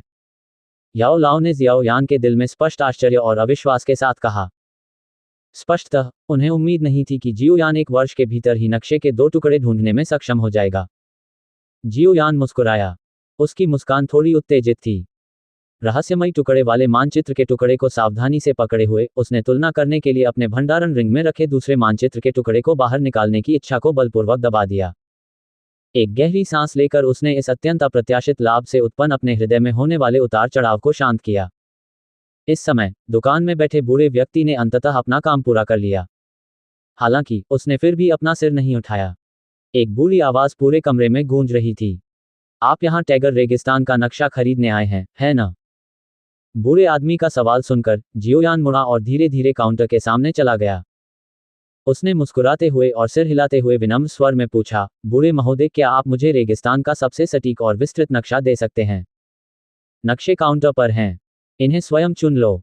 बूढ़े व्यक्ति का खड़े होने या अपना परिचय देने का कोई इरादा नहीं था। उसने बिना किसी रुचि के उत्तर दिया, जिससे ऐसा प्रतीत हो रहा था कि वह कोई व्यापारी नहीं है। बूढ़े आदमी का अनोखा रवैया देखकर जियोयान थोड़ा दंग रह गया। हालांकि उसे इस समय बूढ़े व्यक्ति की मदद की जरूरत थी, इसलिए वह असहाय होकर केवल अपना सिर हिला सकता था। उसने लापरवाही से काउंटर से नक्शे का एक टुकड़ा उठाया जो काफी विस्तृत लग रहा था।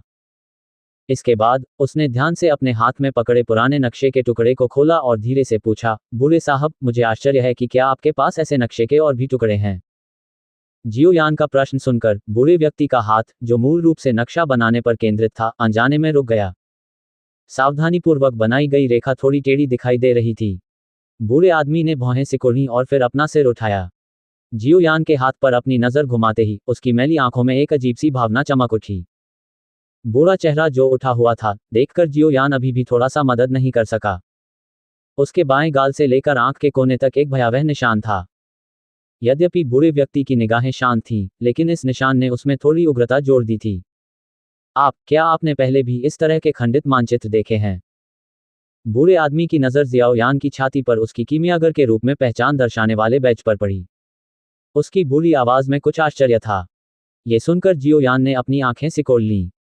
उन्होंने मुस्कुराते हुए अपना सिर हिलाया और कहा, मुझे लगता है कि मैंने इस तरह का टुकड़ा एक बार नीलामी घर में देखा था।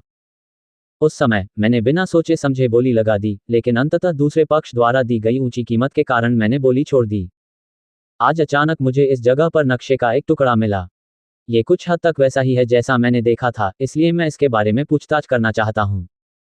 शुद्धिकरण राक्षसी कमल ज्वाला कोई साधारण चीज नहीं थी। इस प्रकार की स्वर्गीय ज्वाला, जिसे स्वर्गीय ज्वाला की रैंकिंग में तीसरा स्थान दिया गया था, एक ऐसे सन्यासी को भी लालची बना देगी जो स्वयं को संसार से अलग रखता है। इस प्रकार जियोयान इतना मूर्ख नहीं होगा कि यह कहे कि उसके पास खंडित मानचित्र का एक टुकड़ा है। ओह! जियोयान के चेहरे पर अपनी नजर घुमाते हुए बूढ़े आदमी को जियोयान की बातों पर विश्वास हो गया। उसने धीमे स्वर में कहा, कोई और नहीं है। यह ऐसी चीज थी जो मुझे संयोग से मिली। मानचित्र बनाने के मेरे वर्षों के अनुभव के आधार पर यह मानचित्र का एक टुकड़ा प्रतीत होता है। क्या बूढ़े साहब मुझे बता सकते हैं कि आपको ये कहां से मिला? जियाओयान ने भौहें सिकोड़ते हुए पूछना जारी रखा। मैंने इसे रेगिस्तान से खोद कर निकाला है। बूढ़े आदमी की शांत आवाज में जरा सी भी हलचल नहीं थी। इस गैरजिम्मेदाराना जवाब का सामना करते हुए जियोयान केवल कड़वी मुस्कान ही दे सका। उसने नक्शे का टुकड़ा पकड़ा और पूछा, बूढ़े साहब, क्या आप यह नक्शे का टुकड़ा मुझे बेच सकते हैं? मैं ऊंची कीमत चुकाने को तैयार हूं। मैं नहीं बेच रहा हूं। बूढ़े आदमी ने धीरे से अपना सिर नीचे किया और एक बार फिर अपना ध्यान अधूरे नक्शे पर लगाया। उनका स्वर भले ही नीरस था, लेकिन उसमें एक अटल गंभीरता थी। ये देखकर कि उसे तुरंत अस्वीकार कर दिया गया था, जियोयान एक पल के लिए चुप हो गया। उसकी आंखें धीरे धीरे सिकुड़ गईं। चाहे कुछ भी हो जाए, उसे वह टुकड़ा तो मिलना ही था। भले ही दूसरा पक्ष कोई बूढ़ा व्यक्ति ना हो जो शारीरिक रूप से कमजोर दिखाई देता हो, बल्कि वास्तव में एक मजबूत व्यक्ति हो, तब भी वह उसे प्राप्त करने के तरीकों के बारे में सोचेगा। आखिरकार जियोयान के लिए शुद्ध करने वाली राक्षसी कमल ज्वाला का आकर्षण बहुत अधिक था। यदि वह ज्वाला मंत्र क्यू विधि को त्यान रैंक तक विकसित करना चाहता था, तो यह शुद्ध करने वाली राक्षसी कमल ज्वाला, जो स्वर्गीय ज्वाला रैंकिंग में तीसरे स्थान पर थी, एक महत्वपूर्ण भूमिका निभाएगी। जैसे ही जियाओयान के दिल में विचार घूम रहे थे, याओलाओ की धीमी आवाज अचानक सुनाई दी, सावधान रहो। ये बूढ़ा आदमी कोई साधारण व्यक्ति नहीं है। ये सुनकर जियोयान का दिल अचानक ठंडा हो गया और उसने जल्दी से अपने दिल में कहा, गुरुजी, क्या इस बूढ़े आदमी के साथ कुछ अजीब है? हाँ, मेरे अवलोकन से इस बूढ़े आदमी की असली ताकत डुहुआन के स्तर पर होनी चाहिए। हालांकि ऐसा लग रहा था कि कुछ अजीब शक्तियां उसकी शक्ति को दबा रही थीं। उसके शरीर की वर्तमान ताकत केवल डू लिंग के आसपास है। लेकिन अगर ऐसा है भी तो उसके लिए तुम्हें मारना आसान होगा। याओ लाओ ने कुछ दिलचस्पी के साथ कहा। डुहुआंग। जियोयान का दिल कांप उठा और वह अनायास ही अपने दिल में चिल्ला उठा, ये कैसे हो सकता है? जियामा साम्राज्य के 10 सबसे शक्तिशाली योद्धाओं में केवल 3 डुहुआंग हैं। ये डुहुआंग जैसी ताकत वाला व्यक्ति कहां से आया? मुझे कैसे पता होगा, लेकिन जिन मजबूत लोगों का आपने उल्लेख किया है, वे सभी सतह पर हैं। जियामा साम्राज्य को एक बड़ा साम्राज्य माना जा सकता है। निश्चित रूप से वहां काफी संख्या में मजबूत लोग होंगे जो खुद को उजागर करना पसंद नहीं करते। इनमें से कुछ मजबूत लोगों का व्यक्तित्व अजीब है और नक्शे बेचने के लिए इस रेगिस्तानी सीमा पर दौड़ना कोई बहुत अजीब आदत नहीं है। याओ लाओ ने बेतरतीब ढंग से कहा। जियोयान अवाक रह गया। काफी देर बाद वह कड़वी मुस्कान के साथ बोला, क्यों यह उसके जैसा ही कोई व्यक्ति होना चाहिए। शायद आप भाग्यशाली हैं, याओ लाओ ने हंसते हुए कहा। बच्चे, नक्शे पर कोई इरादा रखना बंद करो। मुझे पैसे में कोई दिलचस्पी नहीं है। अपनी चीजें ले लो और चले जाओ, और तुम्हारा उन्हें जबरदस्ती चुराने का कोई इरादा नहीं होना चाहिए। इससे तुम्हें कोई फायदा नहीं होगा। बूढ़े आदमी ने हाथ हिलाकर विनम्रता से कहा। उसे इस बात का डर नहीं था कि जियोयान नक्शे का टुकड़ा लेकर भाग जाएगा।